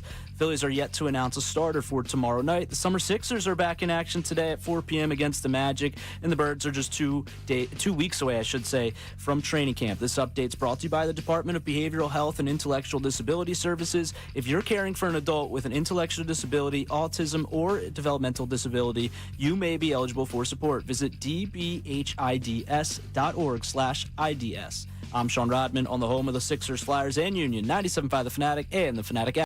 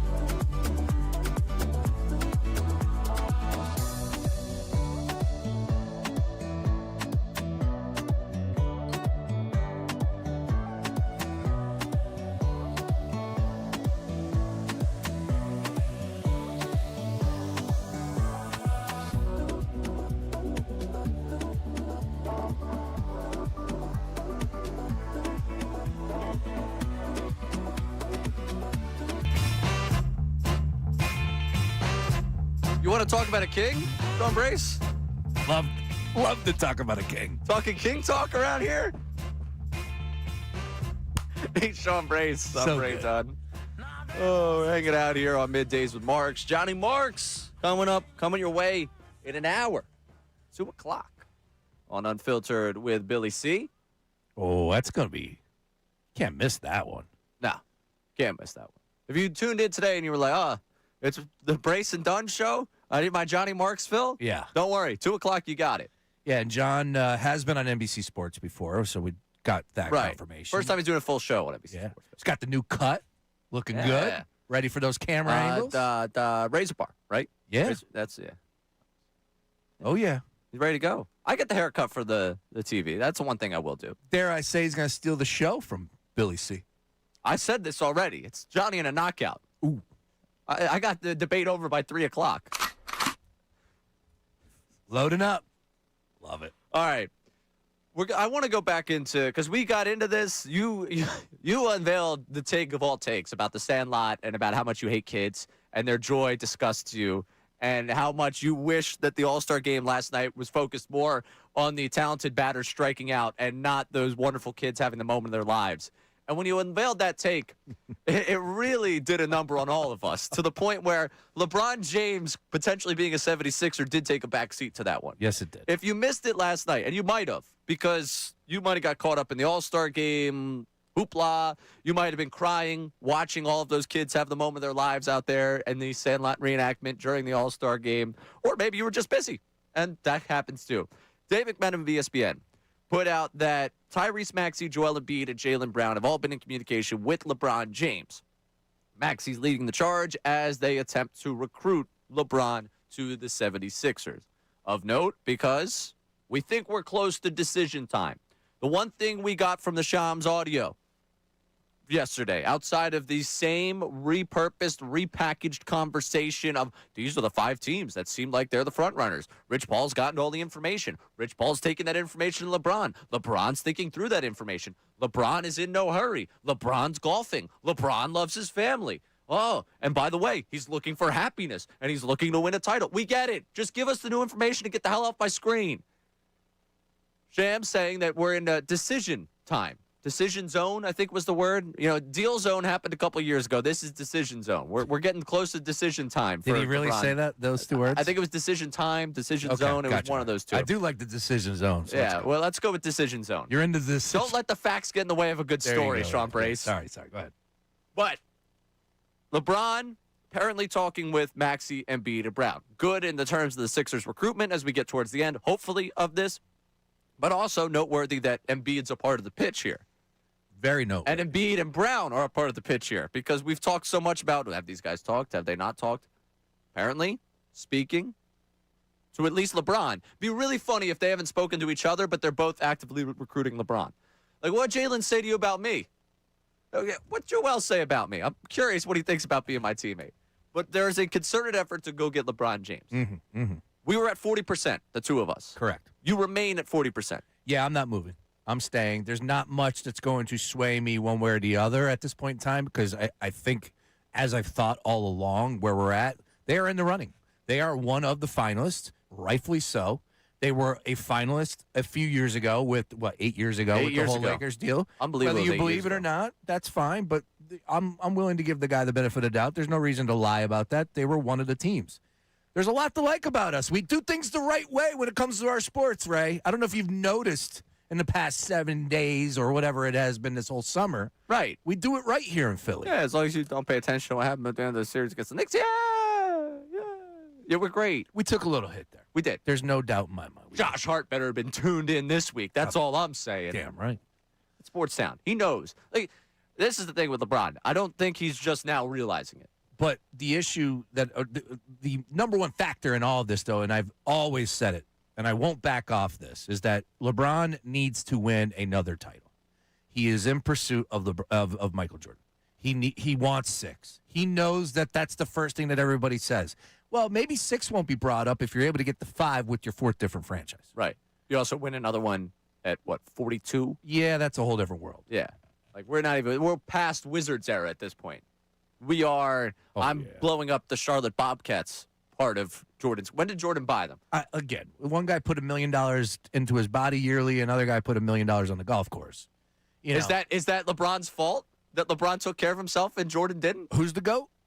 LeBron. No. We did this. Are you trying to do last week's show again? This was a week ago. But the thing is, Michael Jordan was never in decision zone that I'm going to go He didn't have to be. He best had the roster. He did go to decision zone. You know what his decision zone was? What? I won 3 in a row after I came back, and Jared Krause isn't doing what I want to do, so I'm getting the hell out of here. I'm taking my ball. I'm going home. He won 3 in a row, retired, came back, won 3 more in a row. Think about that, Ray. How old was Michael Jordan in straight 2010? Championships. How old was Michael Jordan in 2010? Do you know? You're the Jordan guy. 61, 62? Michael Jordan. He's now 63. 63. So he was, he's like 47. No, 37, right? Okay.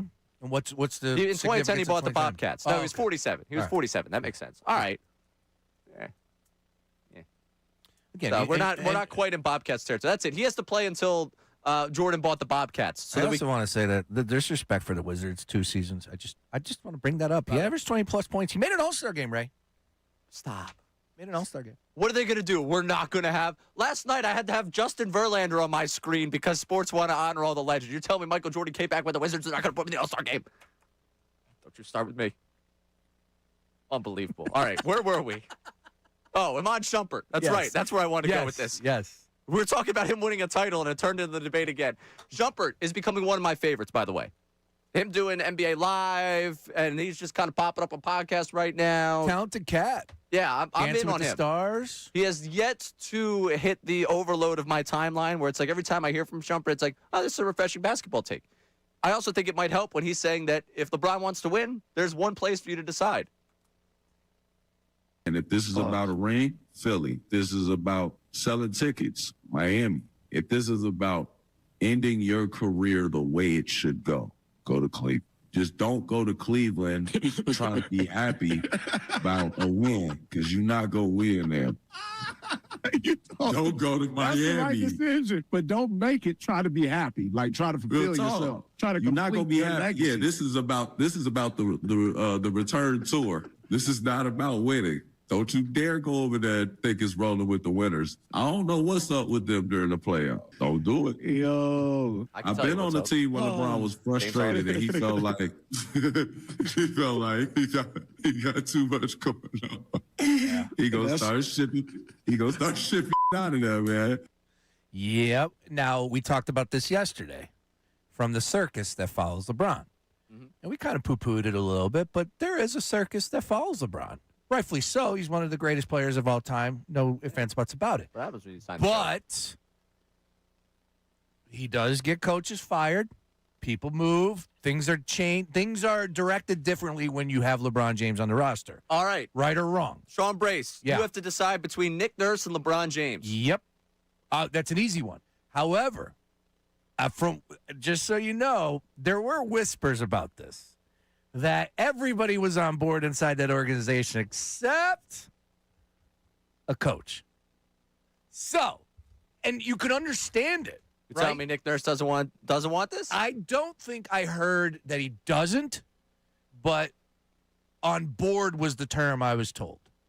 That everybody else is on board, and I was told that there was a meeting that happened between Rich and Nick. However, again. Well, he's a Clutch guy, right? Yeah, like at the end of the day. Nurse is repped by Clutch Sports. The meetings happen. It is what it is. So that would actually make a little bit of sense in the sense that as much as Maxi's being pushed right now as like the centerpiece of their pursuit, it makes sense. He's a Clutch guy. Like if Rich Paul is talking to people about the pursuit of LeBron James, and he's done this on his podcast. I'm not just like pulling this out thin air. He's talked about, hey, Tyrese Maxey is a big reason why LeBron want to go there. He called it Tyrese Maxey's team. Like Clutch. There's a certain amount of that. I'm surprised, given the fact that Nick Nurse is a Clutch guy. It hasn't come out like LeBron wants to go to Philadelphia because he wants to play for a guy like Nick Nurse, too. How did you know that Nick Nurse was a Clutch guy? Did you just learn of that in the McMenamin article?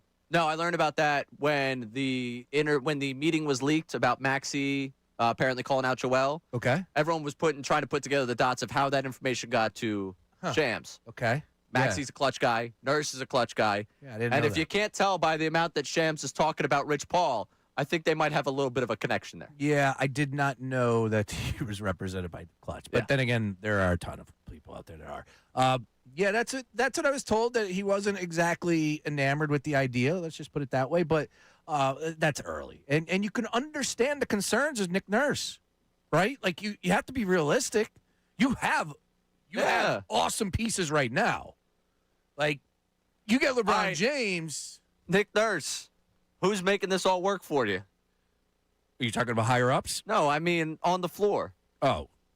Like, who's like right now, if they're bringing the ball up, you have one possession, you need to bring the ball up. Who's bringing the ball up and who's making the correct play? Yeah, when Gansey was on with Bill and Ricky, he said that. He's like, man, we sat down and we're just we're spitballing right now because there's so many options. Right. I think Maxey brings the ball up. All right. Maxey brings the ball up.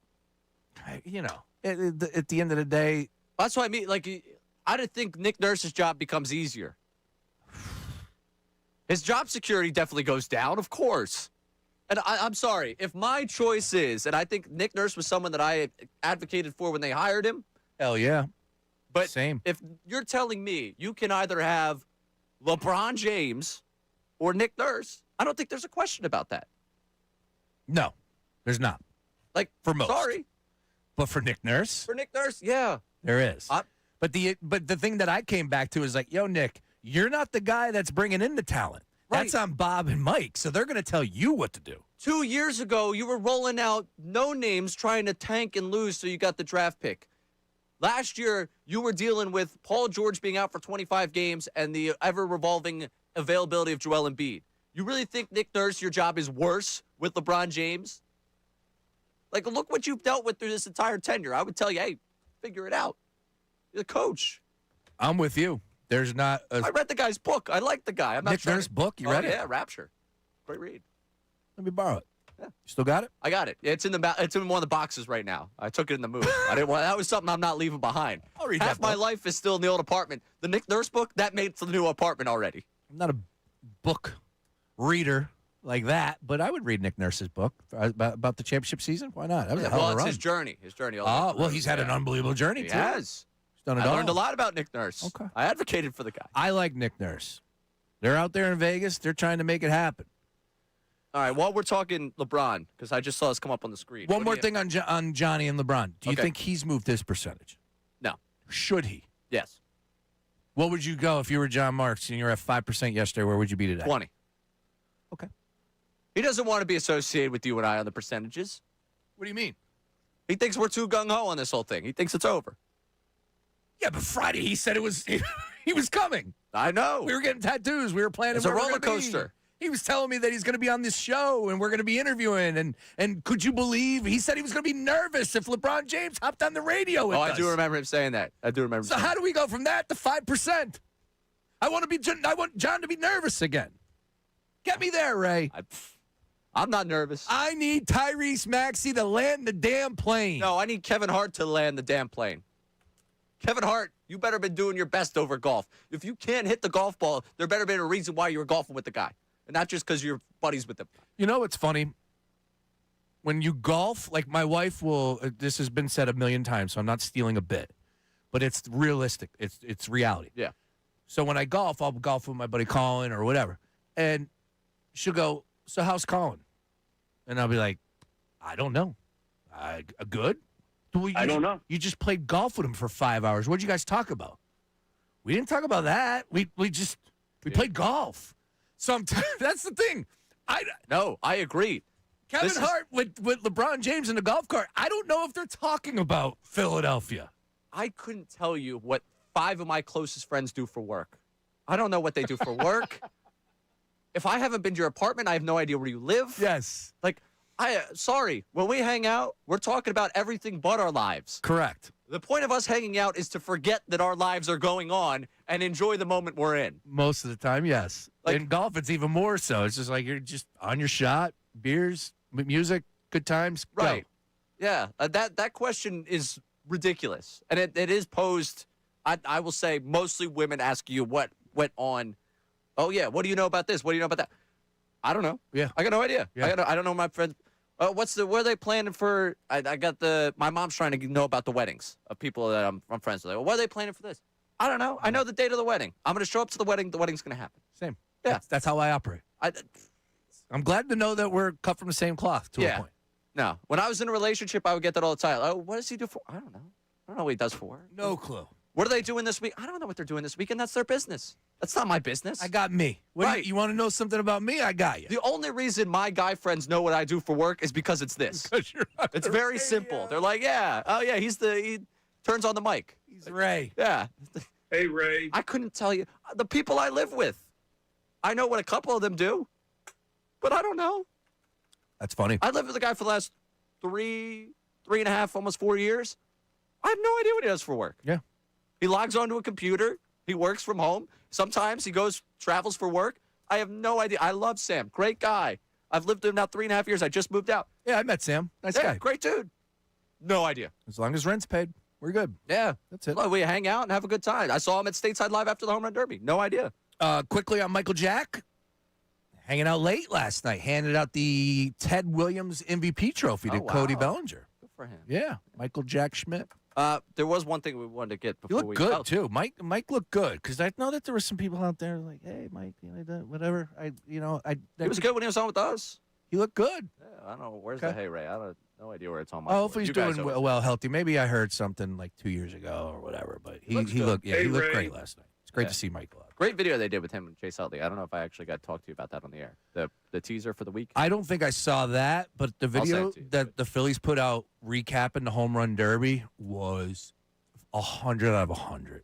It was incredible. I'll have to go watch that. Yeah. Real quick, because I want to get to your terrible take. We said we get you 110, and then we got GOAT discussion, and then discussion of how we don't know. Like, I don't know. What could you tell me about my life? I mean, we're, I guess, the exception because we talked about it for 4 hours. Correct. But yeah, I don't know. Me? But that's what I'm saying. No, guys don't do this. Like, this is not like we're a whole different world. Oh, look at that thing over there. Oh, this is all right, whatever. Yeah, we're a whole different world because we know each other through this stuff. Yeah. All right. You just put up there LeBron's first scheduled appearance time has been announced. Yes. For Fanatics Fest. Yes, Fanatic Fest starts tomorrow. Fanatic Fest, LeBron James will be there. His first scheduled appearance is tomorrow in New York City to tape the Mind the Game podcast in front of a live audience 24 hours from now at 1:15. All right. 1:15. We dig it. That's a perfect time. Yeah, it ain't going to happen on time, though. Probably. Maybe not. Telling you. Athlete of the century. The time gala, whatever it is. I don't care where he announces it. Is he going to say the Sixers? 40%. That's where I'm at. I really think he wants to be convinced not to go to Cleveland. I think that's the biggest thing right now. Yeah. I think it's what can you do for me so I don't go back to Cleveland? Windhorst, when he said that on Cleveland Airwaves last Friday, when he said, I'm hearing from a really good source that he is going to another city. Tell me, that's Miami and Philly. Why would he go back to Miami? The golf, okay. Like, Giannis? You're going to go play with Giannis and Bam. Like, all right, knock yourself out. You're not going to win a damn thing, and I'm going to hate you. I am. Can we like trust tree? You know, yeah, sure. We're friends. Yeah. I feel like I could say this about you. Okay. LeBron doesn't come here, you're going to hate him regardless. No, Cleveland I get. Really? Minnesota? No, I totally disagree because Golden State would be cool. Call me out on that one. I'm wrong on that one. Yeah. You were kind of giving me the vibe of if LeBron doesn't choose me, we're going to score and love wrong. Miami? No, dude. I am out on him on Miami. I'm going to turn into a LeBron hater if he goes to Miami. That's just no. If he does Minnesota, I'm a hater. Cleveland, I get. He ain't going to Minnesota. Miami, yeah, I know. He's not going to Minnesota. It's a nice courtesy. He ain't going to. They're getting a nice courtesy. You see this whole thing? They're like the 5th team. Yeah. They're on the list. If he goes to Minnesota, I'm not. We do too many of those. I'm not going to throw something out there that I'm not walking to Minnesota. I promise. I'm not walking. He's not going to Minnesota. God, that would suck. If you lose out to the Minnesota Timberwolves, I think we close up shop. No, we close up the NBA. Actually, pack up the NBA. If LeBron ends up in Minnesota, I'm done. You think he wants to play with LaMelo Ball? No. Yeah, no. God, no shot. Could you imagine that? Nope. LeVar Ball on any podcast talking about what it's like for LaMelo to be teammates with LeBron. Uh-huh. That would be the worst thing for him. Golden State would be cool. It'd be appointment television. Golden State Warriors were always appointment television. I had the NBA League Pass because of the Golden State Warriors for years. I want a reason to stay up late. There it is. There it is. I do more West Coast baseball. I do West Coast basketball. I'm tired in the winter. I'm exhausted. Speaking of the winter, we're gonna give you the take on the other side because I want to give you the proper runway for this one. You see the daylight savings thing? Is it happening? Apparently no more daylight savings. So good luck waking up in the winter. We just stay the same. We just stay the same. I don't mind. I don't know like the science behind it. Like, okay, cool. I don't care. I'm not a farmer. It really doesn't bother me one way or another. You can't go back and forth though. No, it's gone for good. All right. Yeah, but wait, you mean to tell me politicians are going to agree to something finally? Is that who's making the decision? I mean, this is it seems like a pretty slam dunk. Politicians. Who's Mr. Daylight Savings Time? Who's the final decision, final word on this? I don't know, man. Listen, I'm not walking down that path. Just get rid of it. Yeah, I'm fine with that. Yeah. All right. Coming up. Oh, Ray says this is the worst take that I'm giving you today. That's telling you something. Yeah. The Sandlot take was brutal earlier. Sean Brace hates kids. That was his take earlier today about the Sandlot reenactment. What you're about to get from Sean Brace is worse than that. Because he's going to stand up for someone who also hates kids. He's Sean Brace. I'm Ray Dunn. That's next to Middays with Marks. Oh, but I got to tell you first about Live Casino and Hotel Philadelphia. I was down there last night, located in the heart of South Philly's Stadium District. It's Live Casino and Hotel Philadelphia. We had a tremendous time last night. Great time hanging out with people ahead of the All-Star game. We did the midsummer pregame show for Live Casino and Hotel Philadelphia at Sports and Social. A place where, one, you've got the 52-foot video wall, which is tremendous to watch the game. And then you're seeing the odds scroll right next to you, to your right. You're seeing just different games, different things. You might want to throw a couple dollars down left to right. And I've told you about the burger a million times at Sports and Social. It is tremendous. They've got great bites there, but it's not the only place where you could go get yourself something. It's not the only attraction down there. You also go down to Center Bar. You also can go down there and hit the slot machines. You could go to one of the over 130 table games, a live poker room, and mentioning the food, you can experience a whole new era of flavor at Luck Fu by Jet Tila, featuring a fresh East meets West menu curated by the Iron Chef himself. And your Philly favorites are back at the all-new 10th Street Market, featuring an expanded menu at Lorenzo & Sons Pizza, the iconic flavors of Termini Brothers Bakery and Gino's Steaks. Plus, unwind at the brand-new Library Bar with handcrafted cocktails and bites. Only at Live Casino and Hotel Philadelphia. Visit livecasinophilly.com for details. Must be 21 or older. Gambling problem? Call 1-800-GAMBLER. Now on 97.5 The Fanatic Sports Update. Where will LeBron go? I'm Sean Rodman, and according to ESPN's Dave McMenamin, the Sixers have been in contact, and those Sixers are Maxey, Embiid, and Jaylen Brown. They've all been in talks with LeBron James, as Maxey has been leading that charge. And ESPN's Shams Charania provided us an update on where LeBron is in his decision-making process. Feel is that those 5 teams remain in the mix, but a focus on Cleveland, Miami, and Philadelphia. So nothing new from ESPN's Shams Charania. We'll keep you updated on any more news regarding LeBron James. He will be at Fanatic Fest tomorrow doing his live recording of his podcast in front of a live audience at 1:15 to start. And the Phils are off today and back in action tomorrow night against the Mets at home. The Phillies are yet to announce a starter for tomorrow night. Summer Sixers are back in action today at 4 against the Magic. The Birds are just 2 weeks away from training camp, and England versus Argentina kicks off at 3 for a spot in the World Cup final against Spain on Sunday. And this update's been provided by AutoZone. Get in the zone. The free AutoZone Fix Finder service can help troubleshoot the likely cause of your pesky check engine light for free and get you back on the road. Restrictions apply. Get in the zone. AutoZone. I'm Sean Rodman on the home of the Sixers, Flyers, and Union. 97.5 The Fanatic and the Fanatic app.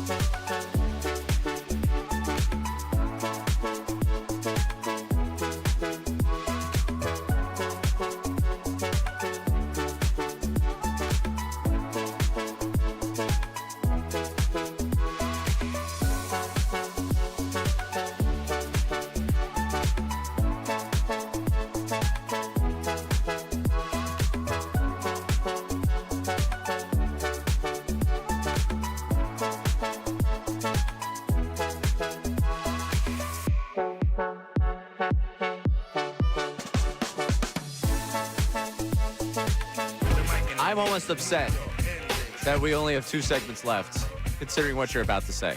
So I just want to get out of the way, Sean Brace. John Marks, if you're looking for him, look no further than 2 o'clock. He's coming up on Unfiltered with Bill Colarulo alongside Sean Brace. I'm Ray Dunn. Sean Rodman producing the program.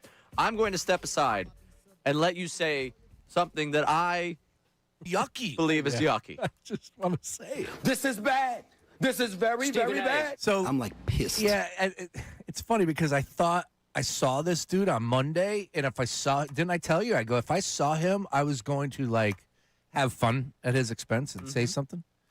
But ladies and gentlemen, here, Middays and Marks listeners, 97.5 The Fanatic. I know that I've already given you a take that probably rubbed you the wrong way to start the show, and this one's probably going to do the same here. But I'd like to defend one of the more polarizing figures in baseball. And I'm not talking about Rob Manfred or anybody like that. His name is Zach Hampel.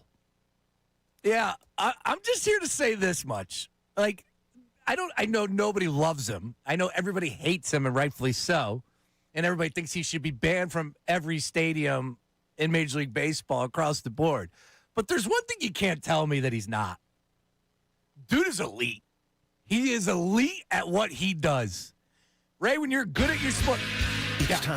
There you go. Ray, when you're good at your job, right, especially in sports, you potentially could make the Hall of Fame, right?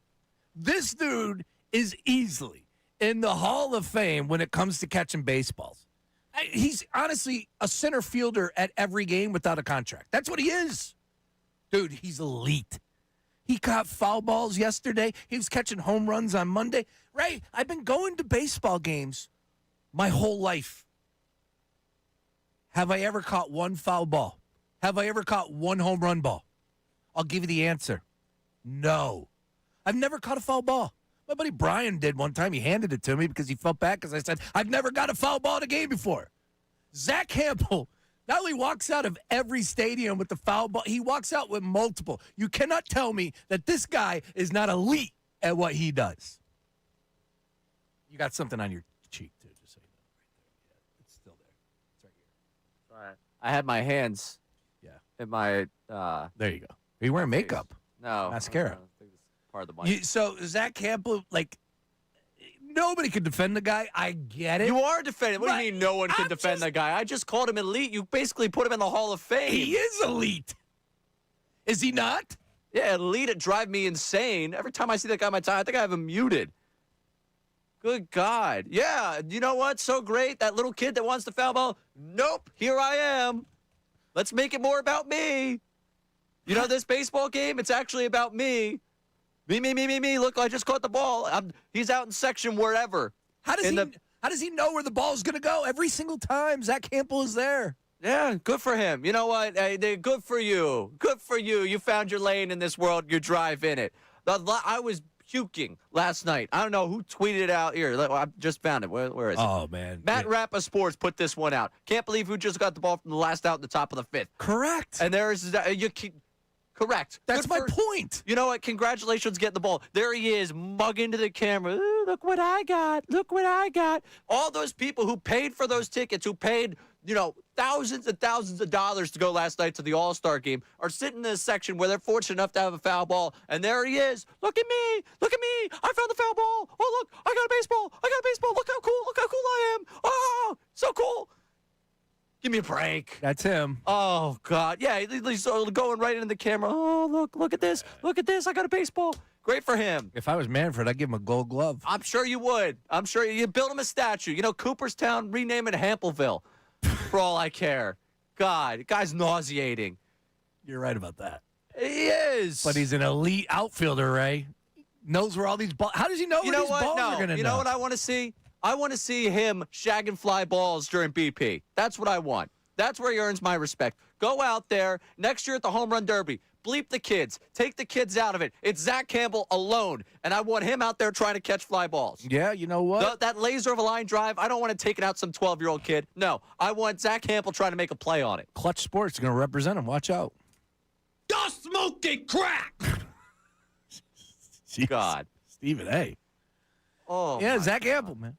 He's catching. I saw him crossing Broad, and I go, You know what? Good for that fan. If you're the fan out there that got behind him when he was trying to do the little mean mugging, please, 610-632-0975. I'll give you a standing O. I don't know what I have for you. I'm sure I can't go too deep, and I have a lot of weight around here where I go into the prize closet, but I got something for you. He's a specialist.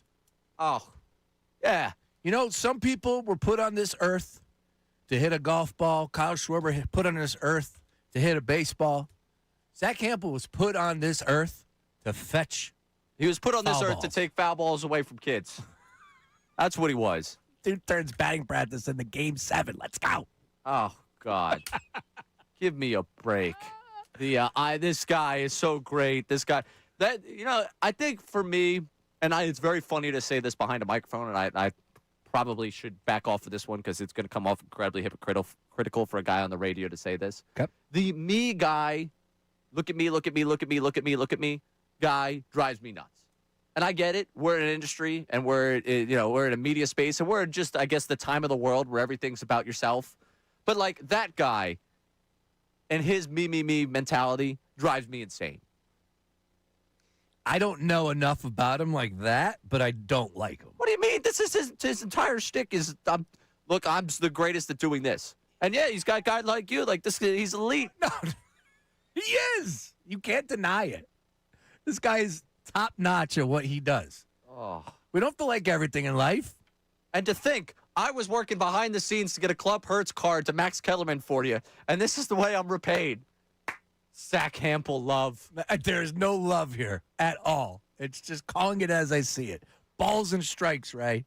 No VAR. Just balls. That's all it is. Just balls. That's it. Just balls. Just balls. Yeah, what's the deal with Bryce Harper and calling the challenges? Now people are upset with him.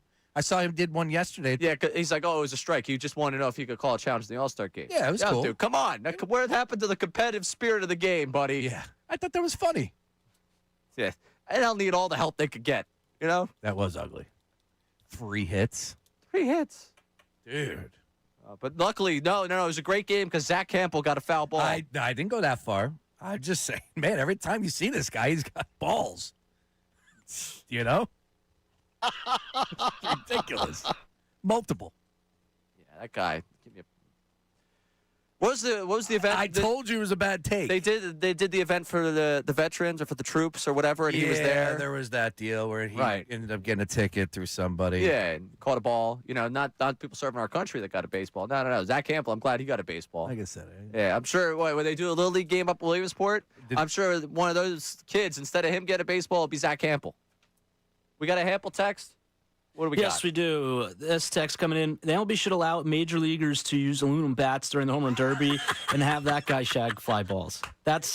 I'm in.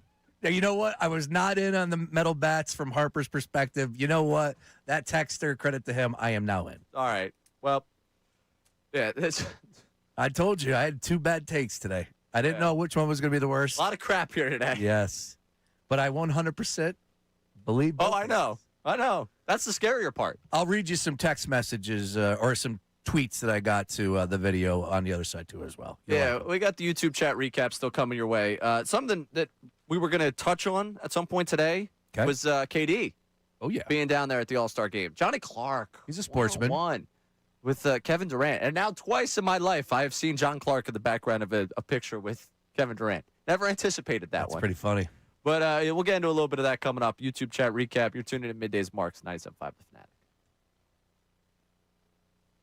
Oh, my fault. But first, let me tell you about DraftKings Sportsbook. That's right. New users. How about this? Make sure you use promo code FANATIC. All you new users out there. DraftKings Sportsbook, download the app and use promo code FANATIC with an F. That gets you $5 to get you $200 in total rewards. That's right. Spend $5, you get $200 in total rewards. Now, you might be asking yourself, we got a little bit of lull. Can I place a wager on the ESPYs? Oh, don't worry about that. I got you taken care of right here, right now. England, Argentina, of course. Game being played in Atlanta. This is a tough one to pick a side. You got Messi and the reigning World Cup champions from Argentina. But England, that feels like a team of destiny. Dare I say, it's coming home this year? Well, we won't get there just yet. They got to win today, and I believe they will. They're minus 125. That's my play, people. DraftKings Sportsbook. Fire up the app right now because it's available in all 50 states. That's right. You heard it right here in PA. You can get every match, every moment, all in one app in the palm of your hands. DraftKings Sportsbook. Once again, new customers. Sign up using promo code Fanatic. You spend $5, get $200 in total rewards. That's code Fanatic in partnership with DraftKings Sportsbook. The crown is yours. Gambling problem? Call 1-800-GAMBLER. 21 plus. Pennsylvania only. Eligibility restrictions apply. Bonus bets expire 7 days after issuance. For additional terms and responsible gaming resources, see dkng.co/audio. Ends July 19th. Hall of Fame sports writer Jason Starr.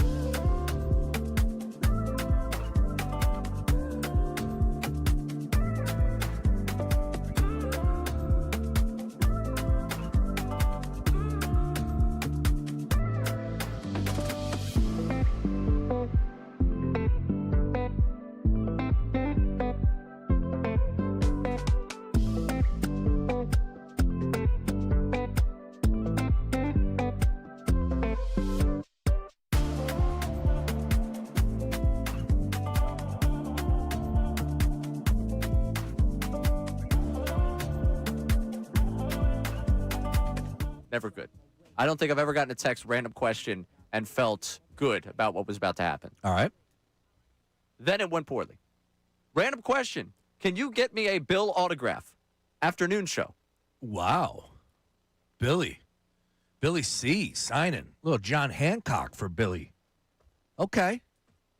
Asking me, of all people, to get a Bill autograph. You know how horrible that's going to be for me to walk up to the guy with that massive of an ego and be like, hey, man, someone texted me to get your autograph. The unfiltered Bill Colarulo. I like it. Yeah. Are you going to do it? Of course I'm going to do it. Okay. I'm a nice guy. Yeah. Nice guy, right? I can't say no, which is a big problem for me, if you haven't noticed. I have a big problem with the word no, which is why I end up out as much as I do, end up doing as much as I do. If someone says, hey, Ray, can you do this? There's a really good shot I'm going to end up doing it. Well, here's the deal. As you get older, you will definitely be changing. I don't know how to make it. Like, how do you build an excuse, Sean Brace?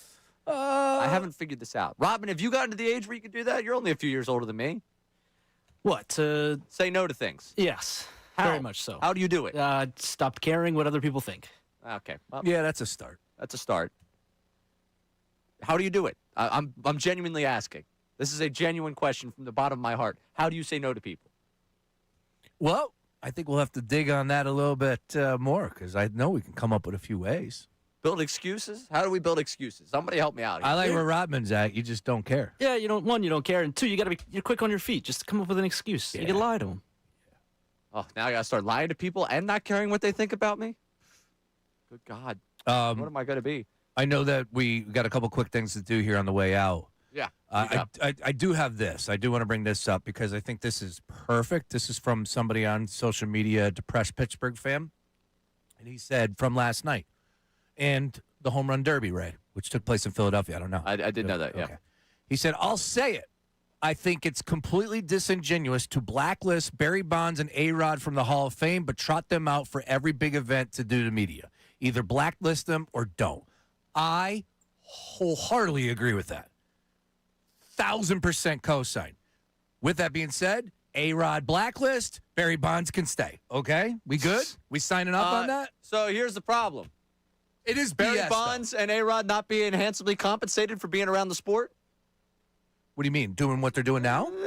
Money in it for them. Of course. Yeah. All right. But what does that mean? That means that Major League Baseball, it's not like Major League Baseball is like, hey, out of the goodness of your heart, Barry Bonds, show up with Netflix. Or Major League Baseball like, hey, A-Rod, we absolutely need you on Fox. They're getting paid to do what they do. Sure. They could turn down the money and take the stand and say, hey, you know what? I would like to be included in your Hall of Fame. They're getting their so side this of this is thing. more on the people that are employing them. Yeah. I agree with that. Barry Bonds is a draw. You know that? Oh, I'm not naive. A-Rod's a draw. I mean, Barry Bonds might be sitting up there. He called Ricky Bo a good man. I can't have a problem with Barry Bonds. People love A-Rod for whatever reason. I think he's about as slimy as gets, and I say it every time he pops on my television. He's an automatic channel changer. But remember what he did? He was 10 times worse than Barry Bonds, in my opinion. Well, here's the thing. If they don't want any association with Major League Baseball for what Major League Baseball has done to them, they could very easily turn down the paycheck. Yeah, no, you're right. But I'm one or the other here. Then put him in. Put him in the Hall of Fame. All right, Billy's waving at me. Put him in the Hall of Fame. We're doing the wing of the Hall of Fame, the asterisk wing. All we're doing is putting it on their placard. On the thing. Yeah, it's got to be listed. It's got to say. It's going to be the years they played, the team, inducted, and then below it, tested positive in Balco. Whatever year. Ate a gummy that made his head grow 3 different sizes over a 2-season period. Yeah, Barry looks a little bit smaller these days. Yeah, just a little bit. Yeah, a little bit. Let's slim down a little bit. I wonder why. I agree with this tweet.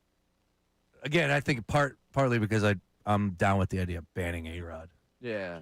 I'm okay with if they're going to collect paychecks from someone, slimy. they can collect paychecks from someone. I don't need Major League Baseball to answer for what Netflix and Fox want on their airwaves. Does A-Rod give you like the politician vibes? Doesn't he give you like, ugh? You hate him. Yeah, I'm not a fan of him. Yeah, I can tell. Because he is slimy. You're a fan of Zach Campbell. You think Zach Campbell's doing more for baseball than A-Rod. Great. All right, I'm sure, given the way today's gone, it's going to be an interesting YouTube chat recap. It's time for the YouTube chat recap. How about filling us in? Let me tell you something else, man. Watch us live on YouTube every single weekday. I can't lie. Let me tell you something. It's the Middays with Marks YouTube chat recap. What we got? Brace probably throws eggs at the paperboy. Andy from the chat. I was once a paper boy. Were you? Yeah. Shout out to my mom. We had a paper route. Think about that. Yeah. Man. We had to scrape some nickels together back in those days. That's my generation, Ray. Yeah. I'm from a generation where we didn't have air conditioning in cars. Yep. We had one window unit for the whole house, and it was in my parents' bedroom. Correct. You kids can't be growing up these days without AC. You didn't wear a Guys would seatbelt. melt. You didn't have shoes. Greatest generation of all Walked time. uphill both ways to school. Damn right. Through the snow. 90s hoops. Nothing better. Ah, stop it. I will say to that, you deliver papers, I deliver pizza. So You deliver I was pizza? a pizza guy. I imagine when this all, if it would have happened to me, I'd probably go right back to delivery. I delivered food. Yeah. I delivered food for a You restaurant. need one of those jobs. I had a dude. One day we need to do Sean Brace's jobs. Odd jobs? I'm Yeah. like Mike Rowe. I've had 100 different jobs in my lifetime. My wife is still like, you think she would know me by now? She's like, wait, you worked what? Yeah. Yeah, we'll do the many eras of Sean. Yep. All right, what else we got? Sean, you know some kids on the side of Roosevelt Boulevard tried to sell me a cold water in the heat the other day. I showed them the water I had in my car, then sped off. Was that the right move, Sean? No. Dawood from the chat. No, I love the dollar hustle. The cold water dollar or a bottle for $1 water hustle is the best in the game. Think about it, because you get $24. You get $24. You can get a case of water for $3. Yep. It is the best. And it's not egregious to charge people for $1 for a bottle of water. No, I don't. I think they're charging more now. No, you can't. Then I have a problem. I think it's up to 2. No, you can't. I'm worried, by the way. If someone could check the guy that's usually near the left field gate, I believe it is the left field gate for Citizens Bank Park. That's the gate closest to Live Casino. The guy that's usually sitting there out there giving you your selling the water bottles wasn't there for the home run derby. Uh-oh. Like, I don't know if they were like, yo, man, not for the derby. We got the fan zone over here. We're giving it. I don't know, though. I love that guy. I buy water from that guy all the time. I showed up to the derby dying of thirst, and I was waiting to get my water bottle on the way in. I ended up having to pay for a water bottle inside. That guy saved me 1,000,000 times. Yeah. Times where I've tailgated a little bit too hard, go over there, get yourself a little bottle of water. For me, it was just the heat. Yeah, you can bring it in. So if anybody knows the guy out in left field, please send him my best. I missed him at the home run derby. What else we got? If Rodman was a bouncer, he probably couldn't read the IDs. If Bayless from the chat. That's wrong. Sheesh. That's wrong. Sheesh. They didn't grade any updates today. I didn't see any update grading going on in the chat. They stopped grading a little bit ago. I haven't seen any lately. Point of having everybody fill in if we don't get update grades. Yeah, I don't know. That's Slacking, harsh, I though. guess. If the worst thing about you as a bouncer is not being able to read the ID, I mean, that's a win for you. That's a win for me. I'll take it. What else we got? This dude, Mad Mike, wakes up every morning and chooses chronic depression. Steven from the chat. It's just being angry. It's not even depression. He's just mad at everyone. I was shocked, by the way, shocked to find out he's not a LeBron guy. Couldn't believe it. I thought for sure Mad Mike would tell us that we have to appreciate the greatness we're watching with LeBron. Sure that he was going to be a LeBron guy. The Phillies, all of them are losers. Really appreciate. I didn't think he went in hard enough on the Phillies today. Can I be honest with you on that one? I felt like a day after the All-Star game for him, it was really low-hanging fruit. Oh, look, the Phillies face good pitching. Like, I felt like that was a really easy one. Yeah. Or Harper in the home run derby. Look at Harper with the Dodger on the mound. Like, I feel like those were really low-hanging fruits that you missed, Mad Mike. I'm surprised we didn't get that. I'm writing better content for you. Yeah, come on, man. What else we got? Brace needs to get a furniture store endorsement so he can break down the best couches. Miggs from the chat. Yeah, man. It's not good. It's not good for the back. Yeah, not good for the back. See, that's the issue, Ray. When I was your age, I used to sleep on the couch, sleep wherever. Oh, I sleep wherever. Yeah. And then all of a sudden your back acts up, and the next thing you know, you don't do it. You got an epidural in your back. No, you got to sleep in the bed. Trust me. Well, hopefully today I'm going to go set everything up. I don't really like the way I've got the room set up right now, so I think I'm going to have to change it again. Oh, you got that much space. I mean, let's not pretend like I'm living in like a penthouse here. I got enough space where I can move the bed to another side of the room. But yeah, that's what I have coming up. Unfiltered coming up. Johnny Marks in with Bill Colarulo. Bill, I'm wondering if he was all chipper because he heard what happened. So, Bill, if you could give me a thumbs up or a thumbs down, did you hear about what I have to do? Nope. Somebody texted me looking for your autograph. I'm not kidding. Pretty funny. Which is funny. They're a fan of the show, and we know how many cards Ricky Bo gets. I got a text. Could you get me an autograph from Bill, the afternoon show? Nice work. Nice work. It was not. You're so funny, dude. I hate this guy so much. I literally thought it was a bad bit. I thought someone was running a bad bit on me. Like, no. They want Bill's autograph. Great, love it. Ugh. So that, yeah. England, bro. England today. Are you going out for this game? I think I'm gonna go on Conshohocken. Yeah. Okay, in Conshohocken. Boathouse. So that makes it okay. Shocked. I think I might be going to the Boathouse on Friday. There you go. Yeah, meet my buddy for happy hour. Great spot. So you're going out for the game. Does the wife know? No. Good. Are you going straight there because it's a 3 o'clock start? I'm gonna text her on the way home. Yeah. Okay, and you're going right to the Boathouse. Correct. Yeah. I'll be home by about 6. Of course. Everything should be good. Yeah, everything should be fine. Yeah. I'm worried about you, Brace. It's an off day for sports. She'll understand. Yeah, it's work. Yeah, You're working at the Boathouse at 3 o'clock. That's what you're doing. Good guy. Well, have fun with that. I'm going home to set things up. And, yeah, it is an off day. I don't know what we're getting into tomorrow. We'll figure it out. I'm looking forward to listening to Billy and Johnny hanging out in the afternoon. Unfiltered coming your way in a matter of moments. For Sean Brace, Sean Robin, I'm Ray Dunn. Talk to you tomorrow. Now on 90.